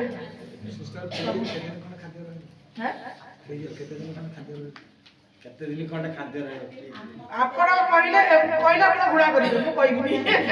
ଏଇଟା ଗୁପ୍ତ ବିଷୟ। ପ୍ରବଚନ ଟାଇମ୍ ହେଇଯାଉଛି। ହାଲେଲୁୟା। ତ ସେ କଣ ହେଲା? ତ କୋଉମାନେ ଏମାନଙ୍କୁ କୋଉ ଭଳିଆ ବିଷୟଟି ଲେଖାଯାଇଛି? ଆପଣ ଯଦି ଭଲ କି ପଢିବେ ଯାଇକି ଘରେ, ଏଠି 2 ପ୍ରକାର ମାଇଣ୍ଡର ଲୋକମାନଙ୍କୁ ଲେଖାଯାଇଛି। କଣ? ସେମାନେ ବିଜାତୀୟ ମାନେ ଯେମିତି କରନ୍ତି ସେମାନେ ମଧ୍ୟ ସେୟା କରନ୍ତି। ଦେବ ପ୍ରସାଦ ଅର୍ଥ କହନ୍ତି ମନ୍ଦିରରେ ଭୋଜି ହଉନି, ମନ୍ଦିର ପାଖରେ ଭୋଜି ହଉଛି, ଆମେ ଯାଇକି ସେଠି ଖାଇବା ଚଳିବ।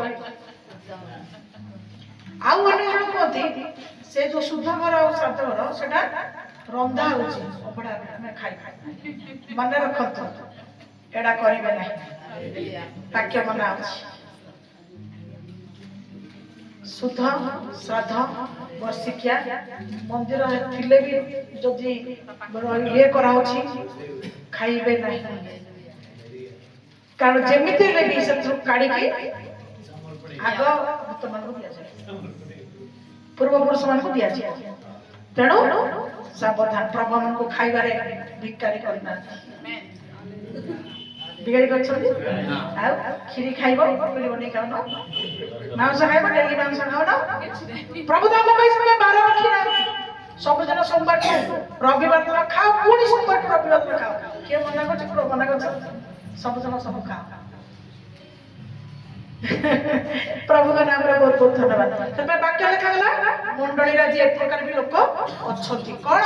ସେମାନେ ପ୍ରଭୁଙ୍କୁ ସମ୍ମାନ କରନ୍ତି ନାହିଁ, ସେମାନେ ଲୋକଙ୍କର ମନକୁ ରକ୍ଷା କରନ୍ତି। ଅଶାନ୍ତି ହେଲେ ପୁଣି ଭାବ କଟିଯିବ, ସମ୍ପର୍କ କଟିଯିବ।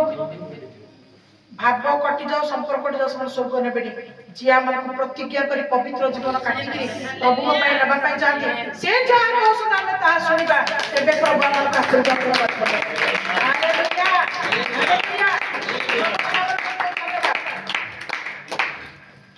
ଯଦି କୋଉ ଉଦ୍ଦେଶ୍ୟରେ ତମ ଲୁଗା ବି ରହିଛି, ସେ ଲୁଗା ବି ପିନ୍ଧିବନି, ଅନ୍ୟ କାହାକୁ ଦାନ କରିଦବ। ବୁଝିପାରିଲ? ଘର ପ୍ରତିଷ୍ଠା ଉଦ୍ଦେଶ୍ୟରେ କି ମରିଯିବା ଉଦ୍ଦେଶ୍ୟରେ ତମ ପାଇଁ ଯଦି କିଏ ଲୁଗା ଖଣ୍ଡେ ବି ଦଉଛି, ସେ ଲୁଗାକୁ ଲୋଭ ନ କରିକି ସେ 1000 ଟଙ୍କା ପାଟ ବି ହେଇଥାଉ, ଆପଣ ତାକୁ ଅନ୍ୟକୁ ଦେଇଦେବେ, ପିନ୍ଧିବେ ନାହିଁ। ସାବଧାନ, ଲୋଭ କୌଣସି ଜିନିଷ କରିବେ ନାହିଁ। ପ୍ରଭୁଙ୍କ ଉଦ୍ଦେଶ୍ୟରେ ବିଜାତର କୌଣସି ଜିନିଷକୁ ଲୋଭ କରିବେ ନାହିଁ। ପ୍ରଭୁଙ୍କ ନାମରେ ବହୁତ ବହୁତ ଧନ୍ୟବାଦ। ସେଥିପାଇଁ ପ୍ରଭୁ କହୁଛନ୍ତି ଯେ ବର୍ତ୍ତମାନ ବି ସମୟ ଅଛି, ବର୍ତ୍ତମାନ ବି ପ୍ରଭୁ ତାଙ୍କ ଲୋକମାନଙ୍କ ଦ୍ୱାରା କଥା କହୁଛନ୍ତି, ବର୍ତ୍ତମାନ ବି ତୁମେ ମାନେ ପରିବର୍ତ୍ତନ ହୁଅ, ନହେଲେ କଣ ହବ ନହେଲେ ପ୍ରଭୁ କହୁଛନ୍ତି ମୋର ଖଡଗ ଆସିକି ଯୁଦ୍ଧ କରିବେ, ପ୍ରଭୁ ସିଧା ଯୁଦ୍ଧ କରିବେ। ପ୍ରଭୁ ଯଦି ଯୁଦ୍ଧ କରିବେ ତମକୁ ବଞ୍ଚେଇବ କିଏ? ପ୍ରଭୁ ଯଦି ଯୁଦ୍ଧ କରିବେ କିଏ ବଞ୍ଚେଇବ? କେହି ରକ୍ଷା କରିପାରିବେ ନାହିଁ। ଖବରଦାର, ହୋସିଆର, ସାବଧାନ। ପ୍ରଭୁଙ୍କର ପ୍ରତ୍ୟେକଟି ବାକ୍ୟକୁ ଆମେ ଯେତେ ଅଧିକ ଗଭୀର ଭାବରେ ପାଳନ କରିବା ଏବଂ ତାଙ୍କ ପଥରେ ଚାଲିବା, ସେଥିପାଇଁ ଯୋଉମାନେ ପଟାଙ୍କିନା କୁହନ୍ତି, କିଛି କେହି ଖରାପ ମନେ କରିବନି, କିନ୍ତୁ ମୁଁ କହୁଛି ଯୋଉମାନେ ପ୍ରଭୁଙ୍କ ପ୍ରତି ଉତ୍ତପ୍ତ ବାକ୍ୟ ଶୁଣୁ ହୁଅନ୍ତି ଆଉ କୁହନ୍ତି ସାଙ୍ଗେ ସାଙ୍ଗେ ଆମେ ପ୍ରଭୁଙ୍କ ସହିତ ସମ୍ପର୍କକୁ ସ୍ଥାପନ କରିଦେବୁ ବୋଲି, ମୁଁ ତାଙ୍କୁ କୁହେ ଟିକେ ଅପେକ୍ଷା କର, ଅପେକ୍ଷା କର। ଆସନ୍ତା ଦିନ ମାନଙ୍କରେ ଏହିସବୁ ବିଷୟ ତୁମକୁ ସମ୍ମୁଖୀନ ହେବାକୁ ପଡିବ। ତମେ ସେଥିରେ ସମ୍ମୁଖୀନ ହେଇପାରିବ ତ? ଯଦି ହେଇପାରିବ, ଯଦି ତୁମର ଦୃଢ଼ତା ଅଛି ତାହେଲେ ନିଅ, କିଛି ଅସୁବିଧା ନାହିଁ। କିନ୍ତୁ ନେଇକି ତମେ ଯଦି ତୁମର ପଛର ଜୀବନର ବିଶ୍ୱାସ ବାଧ୍ୟବଧତା ମାନେ ବାଧ୍ୟ ହେଇକି ତମେ ସେଟା ଯଦି କରିବ, ତାହେଲେ ନିଅନି, ଟିକେ ଅପେକ୍ଷା କର। ଦୃଢ଼ ହେବା ପର୍ଯ୍ୟନ୍ତ, ଶକ୍ତିବାନ ହେବା ପର୍ଯ୍ୟନ୍ତ ଟିକେ ଅପେକ୍ଷା କର। Hallelujah, hallelujah. ତେଣୁ ଆମେ ମାନେ କଣ ହବା? ପ୍ରଭୁ ଆମକୁ କଣ କହୁଛନ୍ତି ଆମେ ତାକୁ ଧ୍ୟାନ ଦେଇକି ଶୁଣିବା। ଆଜି ଏଇ ତୃତୀୟ ମଣ୍ଡଳୀକୁ ପ୍ରଭୁ କଣ କହିଲେ? ଯଦି ଦୁଇ ମନ କିଏ ଅଛ, ମନକୁ ବଦଳେଇ ପକାଅ। ଯଦି କେହି ଦୁଇ ମନ ଅଛ, ମନକୁ ବଦଳେଇ ପକାଅ। ହାଲେଲୁୟା। ତାପରେ ଚତୁର୍ଥକୁ ଯିବା। ଥୁୟତିରା ମଣ୍ଡଳୀ। ହଁ, ସେଥିରେ ପଢ 19 ପଦକୁ ପଢ। ଆମ୍ଭେ ତୁମ୍ଭର କର୍ମ, ହଁ, ପ୍ରେମ, ହଁ, ବିଶ୍ୱାସ, ସେବା ଓ ଧୈର୍ଯ୍ୟ ଜାଣୁ। ହଁ। ପୁଣି ତୁମ୍ଭର ବର୍ତ୍ତମାନ କର୍ମ ତୁମ୍ଭର ପୂର୍ବ କର୍ମ ଗୁଡ଼ିକ ଅପେକ୍ଷା ଯେ ଅଧିକ, ଏହା ମଧ୍ୟ ଜାଣୁ। ଟିକେ ଏଠି ବି ପ୍ରଭୁ କହୁଛନ୍ତି, ତିନିଟା ଯାକ ମଣ୍ଡଳ ପ୍ରଭୁ ସେ କଲେ ତମେ ଧର୍ମ କର୍ମ କରୁଛ, ମୁଁ କିଛି କହୁନି, ମନା କରୁନି, ତମେ ଧର୍ମ କର୍ମ ବି କରୁଛ, ଠିକ ଅଛି। ତୁମେ ପରିଶ୍ରମ କରୁଛ, ତା ବି ମୁଁ ଦେଖୁଛି, ଠିକ ଅଛି। ତୁମେ ଧୈର୍ଯ୍ୟ ଧରିକି ସବୁ ସହୁଛ, ତା ବି ମୁଁ ଦେଖୁଛି, ସେ ବି ଠିକ ଅଛି। ତାପରେ ବିଶ୍ୱାସ ତମେ କରୁଛ, ସେଟା ବି ମୁଁ ଦେଖୁଛି। ତୁମେ ପ୍ରେମ କରୁଛ, ସେଟାକୁ ବି ମୁଁ ଦେଖୁଛି। ହଁ, ତାହେଲେ ସବୁ ତ ଅଛି, ତାହେଲେ ଅସୁବିଧା କଣ ଅଛି? ପଢ। ତଥାପି ତୁମ୍ଭ ବିରୁଦ୍ଧରେ, ଦେଖ ପ୍ରଭୁ କହୁଛନ୍ତି ତଥାପି ତମ ବିରୁଦ୍ଧରେ ଆମ୍ଭର ଏହି କଥା ଅଛି, ଆମର ଏଇ କଥା ଅଛି। ହଁ, ଜିଜେବଲ ନାମ୍ନୀ ଯେଉଁ ନାରୀ ଆପଣଙ୍କ ଭାବବାଦିନୀ ବୋଲି କହି ମୋର ଦାସମାନଙ୍କୁ ବେଶ୍ୟାଗମନ ଓ ଦେବପ୍ରସାଦ ଭୋଜନ କରିବାକୁ ଶିକ୍ଷା ଦେଇ ଭୁଲାଉଅଛି, ତୁମ୍ଭେ ତାହାର ଦୁଷ୍କର୍ମ ସହ୍ୟ କରୁଅଛ। ବାସ୍। ମାନେ ଆଜି ଏ ଭଳିଆ କାହିଁକି କୁହାଯାଇଛି ତୁମେ ପ୍ରତ୍ୟେକଙ୍କ ନିକଟକୁ ଦୌଡ଼ି ଯାଅ ନାହିଁ, ତୁମେ ପ୍ରତ୍ୟେକଙ୍କୁ ବିଶ୍ୱାସ କର ନାହିଁ। ପ୍ରକୃତରେ କିଏ ସେ? ଏଠି 3 ଅଧ୍ୟାୟ ନା 2 ଅଧ୍ୟାୟ ବୋଧେ ଲେଖା ଯାଇଛି ଯେ କୋଉମାନେ ପରୀକ୍ଷା କରି ତୁମେ ସେମାନଙ୍କୁ ଜାଣିଛ ବୋଲି। ତ ପ୍ରତ୍ୟେକଙ୍କ ପକ୍ଷକୁ ତମେ ଭୁସ୍କିନା ଦୌଡ଼ିକି ପଳାଉନି। ପ୍ରକୃତରେ କିଏ ପ୍ରଭୁଙ୍କର ଲୋକ, ପ୍ରକୃତରେ କିଏ ଭବିଷ୍ୟତ ବକ୍ତା ବକ୍ତ୍ରୀ, ସେଟାକୁ ତୁମେ ନିଜେ ପରୀକ୍ଷା କର। କାରଣ ପ୍ରଭୁ ବହୁତ ଆଗରୁ ନୂତନ ନିୟମ ଭିତରେ ଆମକୁ ବହୁତ ଜାଗାରେ ସତର୍କ କରିଛନ୍ତି ଯେ ଶେଷ ସମୟରେ ଅନେକ ଭଣ୍ଡ ଭାବବାଦୀ ମାନେ ଭଣ୍ଡ ଶିକ୍ଷକ ମାନେ ଉତ୍ପନ୍ନ ହେବେ। ପ୍ରଭୁ ଆମକୁ ଆଗରୁ କହିଦେଇଛନ୍ତି। ତେଣୁ ତୁମେ ସମସ୍ତଙ୍କ ପାଖକୁ ଦୌଡ଼ନି। କୋଉମାନେ ପ୍ରକୃତରେ ପ୍ରଭୁଙ୍କ ଠାରୁ ଆସିଛନ୍ତି, ମନୋନୀତା, ପ୍ରକୃତରେ ପ୍ରଭୁଙ୍କର ପ୍ରକୃତର ଭବିଷ୍ୟତ ବକ୍ତା ବକ୍ତ୍ରୀ କିଏ ସେମାନଙ୍କୁ ପରୀକ୍ଷା କରିକି ଦେଖ, ତାପରେ ତୁମେ କିଛି କର। ତେଣୁ ଏଠି କୁହାଗଲା ଯେ ଜିଜବେଲ ନାମ୍ନୀ ଯୋଉ ନାରୀ ନିଜକୁ ଭାବବାନ୍ଧିନୀ ବୋଲି କହୁଥିଲା, କିନ୍ତୁ ସେ ପ୍ରକୃତରେ କଣ ଥିଲା? ବେଶ୍ୟାଗମନ କରୁଥିଲା। ଅର୍ଥ ତାର ଚରିତ୍ର ଖରାପ ଥିଲା, ତାର ଜୀବନ ଖରାପ ଥିଲା।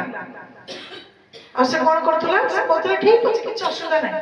କଣ ଯେ ପ୍ରଭୁଙ୍କୁ ତ ଆମେ ମାନୁଛୁ, ସବୁ କରୁଛୁ, ଖାଇଦେଲେ କଣ ଅସୁବିଧା ହବ? ଯେ ବାକି ଅନେକ ଜଣ ଆଜି କହି ବାକ୍ୟକୁ ନେଇକି ମାନେ ଅଲଗା କଥା କୁହନ୍ତି। ଗୋଟେ ବାକ୍ୟ ଲେଖା ହେଇଛି ନା, ତୁମେ ଯଦି ବିଶ୍ୱାସରେ ଦେବପ୍ରସାଦ ଭୋଜନ କରିବ କିଛି ହବନି ବୋଲି, ସେମିତି ଦେଇକି ଲୋକ କହିଦିଅନ୍ତି। ଭୁଲ, ସେ ବିଷୟରେ ସେମିତି କୁହାଯାଏ। ନ ଜାଣି ଯଦି କୋଉଠି କଣ କରିଦବ, ଏଟା ଅଲଗା କଥା। ଜାଣି ଶୁଣିକି ଦେବପ୍ରସାଦ ଭୋଜନ କରିବ। ତ ସେମାନେ କଣ କଲେ? ଭୁଲ ହଉଥିଲା, ଶିକ୍ଷା ଦଉଥିଲା, ସେମାନେ ବି ତମେ କଣ କରୁଥିଲ? ଡରିକିରି ତୁମେ ତୁମେ ବି ତା ସାଙ୍ଗରେ ଚାଲୁଥିଲ କଣ ଆଜି ଅନେକ ମୁଁ ଏଟା ବହୁତ ଜଣଙ୍କଠୁ ଶୁଣେ ଆଉ ସେମାନେ କୁହନ୍ତି ଯେ ତାକୁ ନା ମତେ ବହୁତ ଡର ମାଡୁଛି ଯାହା ବି ହେଲେ ସେ ପ୍ରଭୁଙ୍କ ବାକ୍ୟ ଧରିକି ଆସୁଛି ନା ଆଉ କହୁଛି ନା ହଁ ଭୁବନେଶ୍ୱରର ଗୋଟେ ପରିବାରର କଥା ବିଜାତୀୟ ସେମାନେ ଭଲ କିନା ବିଷୟ ଜାଣନ୍ତିନି ପ୍ରଭୁ ବିଷୟ ସେମାନେ ଖାଲି ଜାଣନ୍ତି ଯେ ପ୍ରଭୁଙ୍କ କଥା ଯୋଉମାନେ କହୁଛି ସେମାନେ ପ୍ରଭୁଙ୍କ ଦାସ ଦାସ ତ ସେ ଯେତେବେଳେ ମୁଁ ତାଙ୍କ ଘରକୁ ଯାଏ ବହୁତ କମ ଯାଏ ସେ ମତେ କୁହନ୍ତି ଯେ ଜଣେ ଦାସ ଆସିଥିଲେ ଆଉ ସିଏ କହିଲେ ତୁମେ ଯଦି ପଇସା ଯଦି ନ ଦବ ତମେ ଯଦି ମୋ ପାଖକୁ ପ୍ରାର୍ଥନାକୁ ନ ଆସିବ ଦେଖ ମୁଁ ତମକୁ ଅଭିଶାପ ଦଉଛି ତମର କିଛି ତମେ ଘରେ ତମର ବାହାଘର ହେଇପାରିବନି ଘରେ ତମର ଉନ୍ନତି ହେଇପାରିବନି କିଛି ହେଇପାରିବନି ତେଣୁ ତମେ ଯଦି ମତେ ପଇସା ଦବ ମତେ ଡାକିବ ମୋ ଘରକୁ ଯିବ ମାନେ ମୋ ସାଙ୍ଗରେ ମୋର ମଣ୍ଡଳୀରେ ରହିବ ତାର ତମ ନହେଲେ ମୁଁ ତମକୁ ଅଭିଶାପ ଦେବି ମୁଁ ଗୋଟେ ଦାସ ମତେ ସେ କହିଲେ ଆଉ ଫୋନ କାହିଁକି ଉଠ ମାନେ ଫୋନ କରନ୍ତି ଯେତେବେଳେ ଫୋନ ନ ଧରନ୍ତି ସେ ରାଗିକି ମେସେଜ ପଠାଏ ମୋ ଫୋନ କୁ ଧରୁନ ମୁଁ ତମକୁ ମୋ ଅଭିଶାପ ଦେବି ସେ ମତେ ପଚାରିଲେ ମୁଁ ନା ବହୁତ ଡର ମାଡୁଛି ସେ ବି ହେଇଯାଉଛି ମୁଁ କହିଲି ଶୁଣ ସେ ହଉଛି ଶୈତାନର କଥାକୁ ବିଶ୍ୱାସ କର ତେଣୁ ତମର ସବୁ ହଉଛି ଜଣେ ଯିଏ ପ୍ରକୃତ ଦାସ ଦାସୀ ସେମାନେ କଥା କେବଳ ଅଭିଶାପ ଦିଅନ୍ତି ନାହିଁ ସେମାନେ ପ୍ରେମ କରନ୍ତି ଲୋକଙ୍କୁ କ୍ଷମା କରନ୍ତି ସମସ୍ତ କଥାକୁ ସହ୍ୟ କରନ୍ତି ବାଟକୁ ଜଗି ବସନ୍ତି ସେମାନେ ଅଭିଶାପ କଣ ଦେବେ ସେମାନେ ପ୍ରେମରେ କହିବେ ତମେ ଜବରଦସ୍ତି ଡରେଇ କହିବ ଏମିତି ପଇସା ଦେ ମୁଁ ଗୋଟେ ପ୍ରଭୁଙ୍କର ତମ ଘରକୁ ସେବା କରି ତମ ଅଳ୍ପ ମତେ 500 ଟଙ୍କା ଦବ ହେଲା ଇଏ ଏଟା କଣ ଦାସ ଦାସୀ ତେଣୁ ତୁମେ ଏ ପ୍ରକାର ଅନେକଙ୍କୁ ଦେଖ କେବଳ ବାଇବେଲ କାଖେଇକି ବୁଲିଲେ ତମେ ସେମାନଙ୍କୁ ଭୟ କରିକି ସେମାନେ ତମକୁ କୋଉ କଥା ତମକୁ ଧମକଉଛନ୍ତି ତମେ ସେ ଡରନି ବୁଝିପାରିଲ ଆଚ୍ଛା ଶେଷକୁ ପଳେଇବା ଟାଇମ ହେଇଯାଉଛି 21 ପଦକୁ ପଢିଦିଅ 21-22 ଆମ୍ଭେ ତାହାକୁ ମନ ପରିବର୍ତ୍ତନ କରିବାକୁ ସମୟ ଦେଲେ ସେ ଆପଣା ବେଶ୍ୟାବୃତ୍ତିରୁ ମନ ପରିବର୍ତ୍ତନ କରିବାକୁ ଇଚ୍ଛୁକ ହେଉନାହିଁ ଦେଖ ଆମ୍ଭେ ତାହାକୁ ଶଯ୍ୟାଶାୟୀ କରିବୁ ଆଉ ଯେଉଁମାନେ ତାହା ସହିତ ବ୍ୟଭିଚାର କରନ୍ତି ସେମାନେ ତାହାର କର୍ମର ସହଭାଗିତାରୁ ମନ ପରିବର୍ତ୍ତନ ନ କଲେ ଆମ୍ଭେ ସେମାନଙ୍କୁ ମହାକ୍ଲେଶରେ ପକାଇବୁ ହାଲେଲୁୟା ଦେଖ ଅବି ପରକମ ମଣ୍ଡଳୀ ପାଇଁ ଥୁଏତୁରେ ମଣ୍ଡଳୀ ପାଇଁ ପ୍ରଭୁଙ୍କର ବାର୍ତ୍ତା କଣ ଆଜି ପ୍ରଭୁ ବାକ୍ୟରେ କହୁଛନ୍ତି ଆଜି ଦୃଶ୍ୟରେ ପ୍ରଭୁ ଦେଖାଉଛନ୍ତି ତଥାପି ଯଦି ତୁମେ ଜାଣି ଜାଣିକା ଅଜାଣ ଭଳିଆ ତୁମେ ଏଇ ପ୍ରକାର ଜୀବନ ବା ଏଇ ପ୍ରକାର ପଥରେ ତୁମେ ସବୁବେଳେ କଣ କରିବ ଏଇ ବିଷୟ ପାଇଁ ତୁମେ ହାତ ବଢେଇବ ଗୋଡ ବଢେଇବ ଆଉ ସବୁ କାମରେ ଯୋଉ ତୁମେ ଯଦି ଯୋଗଦାନ ଦବ ଫେଣ୍ଟା ଫେଣ୍ଟି ହବ ତାହେଲେ ପ୍ରଭୁ କହୁଛନ୍ତି ଧୀରେ ଧୀରେ ତୁମ ଭିତରେ ରୋଗ ପ୍ରବେଶ କରିବ ତୁମେ ଧୀରେ ଧୀରେ ଦୁର୍ବଳ ହେବାକୁ ଆରମ୍ଭ କରିବ ଆଉ ପ୍ରଭୁ ତୁମକୁ ଶଯ୍ୟାଶାୟୀ କରିବେ ମନ ପରିବର୍ତ୍ତନ କରିବା ପାଇଁ ପ୍ରଭୁ ଆମକୁ ସୁଯୋଗ ଦେଇଛନ୍ତି ମନ ପରିବର୍ତ୍ତନ କରିବା ପାଇଁ ଆଜି ଆମର ବର୍ଷ ପରେ ବର୍ଷ ଆମେ ଦେଖିବାକୁ ପାରୁଛୁ ମନ ପରିବର୍ତ୍ତନ କରିବା ପାଇଁ ପ୍ରଭୁ ଆମକୁ ଆତ୍ମିକ ମଣ୍ଡଳୀ ମଧ୍ୟରେ ଆତ୍ମିକ କଥା କହୁଛନ୍ତି କାହାର କ୍ଷତି ହେବା ପାଇଁ କିଛି କହୁନାହାନ୍ତି ପ୍ରଭୁ ଭଲ କଥା କହୁଛନ୍ତି ଏଣୁ ଏହାକୁ ଆମେ ସବୁ ଗ୍ରହଣ କରିବା ନହେଲେ ମନେ ରଖନ୍ତୁ ପ୍ରଭୁ ଯୋଉ ଆଶୀର୍ବାଦ ଆମକୁ କରିଛନ୍ତି ଯୋଉ ରୋଗ ଦୁର୍ବଳତାର ପ୍ରଭୁ ଆମକୁ ରକ୍ଷା କରିଛନ୍ତି ଆମେ ଯଦି ରୋଗ ଅସୁସ୍ଥ ହେଇକି ଆମେ ଯଦି ସେଥିରେ ପଡିବା ଆଉ ଆମେ ଏପଟେ ସବୁ ଅପକର୍ମ କରୁଥିବା ମୁଁ ଆଉ ଦିଟା ପିଲାଙ୍କୁ ମଧ୍ୟ କହିବି ପରେ ପର୍ସନାଲ କାରଣ ସେମାନେ ମଧ୍ୟ ଜାଣନ୍ତି ନାହିଁ ବିଭିନ୍ନ ପ୍ରକାର ମୂର୍ତ୍ତି ବିଭିନ୍ନ ପ୍ରକାର ଅନ୍ନ ଏଗୁଡିକ ସବୁ ପ୍ରଭୁ ଦେଇଥିବା ଆଶୀର୍ବାଦରେ ସେମାନେ ଅର୍ଥ ପାଇ ବହନ କରୁଛନ୍ତି କିନ୍ତୁ ସେଇଟା ବି ଈଶ୍ୱର ଦୃଷ୍ଟିରେ ପାପ କାରଣ ସମସ୍ତ ସତ୍ୟ ବିଷୟ ଉପଯୁକ୍ତ ବିଷୟକୁ ଆମେ ଜାଣିବା ଏବଂ ତଦ ଅନୁସାରେ ଚାଲିବା ହିଁ ଆମଙ୍କର ଆଶୀର୍ବାଦର କାରଣ ଏସବୁ ବିଷୟ ଗୁଡ଼ିକରେ ପ୍ରଭୁଙ୍କ ପ୍ରତି ମନ ଏବଂ ଧ୍ୟାନ ଦେବାର ଦରକାର ଅଛି ଆବଶ୍ୟକତା ଅଛି କାରଣ ଅର୍ଥ ଆମମାନଙ୍କ ପାଇଁ ବଡ଼ ବିଷୟ ନୁହେଁ ପ୍ରଭୁଙ୍କ ପ୍ରତି ଭକ୍ତି ଏବଂ ତାଙ୍କର ଆଜ୍ଞାକୁ ପାଳନ କଲେ ନିଶ୍ଚୟ ପ୍ରଭୁ ଆମମାନଙ୍କ ପାଇଁ କାର୍ଯ୍ୟ ସାଧନ କରିବେ କିନ୍ତୁ ତୁମେ କଣ କରୁଛ ଆଉ କୋଉଟାକୁ ତୁମେ ଅବଲମ୍ବନ କରୁଛ ସେଇଟାକୁ ତୁମେ ପ୍ରଥମେ ପରୀକ୍ଷା କର ଦେଖ ଏବଂ ତାପରେ ତୁମେ ପ୍ରଭୁଙ୍କ ବିରୁଦ୍ଧରେ କାର୍ଯ୍ୟ କରୁଛ କି ପ୍ରଭୁଙ୍କ ଇଚ୍ଛାରେ କାର୍ଯ୍ୟ କରୁଛ ତାକୁ ଜାଣି ତୁମେ କଣ କର ତୁମେ ସେଥିରୁ ନିବୃତ୍ତ ରୁହ ପ୍ରଭୁ ଆଶୀର୍ବାଦ କରିବେ ତେଣୁ ଚାରିଟା ମଣ୍ଡଳୀରେ ବିଷୟରେ ଆମେ ଶୁଣିଲୁ ଆଉ 3ଟା ମଣ୍ଡଳୀ ବିଷୟ ଅଛି ଯେବେ ପ୍ରଭୁ ପୁଣି ମତେ ସୁଯୋଗ ଦେବେ ମୁଁ ଆଉ 3ଟା ମଣ୍ଡଳୀ ପ୍ରଭୁ କଣ କରୁଛନ୍ତି ମୁଁ ନିଶ୍ଚୟ ଜଣେଇବି ଆର ରବିବାର ଅପରେ ମଧ୍ୟ କଣ୍ଠସ୍ୱର ଆସିବେ ହେଲା ଫେର ଯେବେ ମତେ ସୁଯୋଗ ମିଳିବ ମୁଁ ଫେର କହିବି ପ୍ରଭୁଙ୍କ ନାମ କାହିଁକି ନା ଆମ ମଣ୍ଡଳୀ ଭିତରେ ମୋର ମୁଁ ବଡ ହଉ ସାନ ହଉ ବନ୍ଦ କରିଦିଅ ମୋର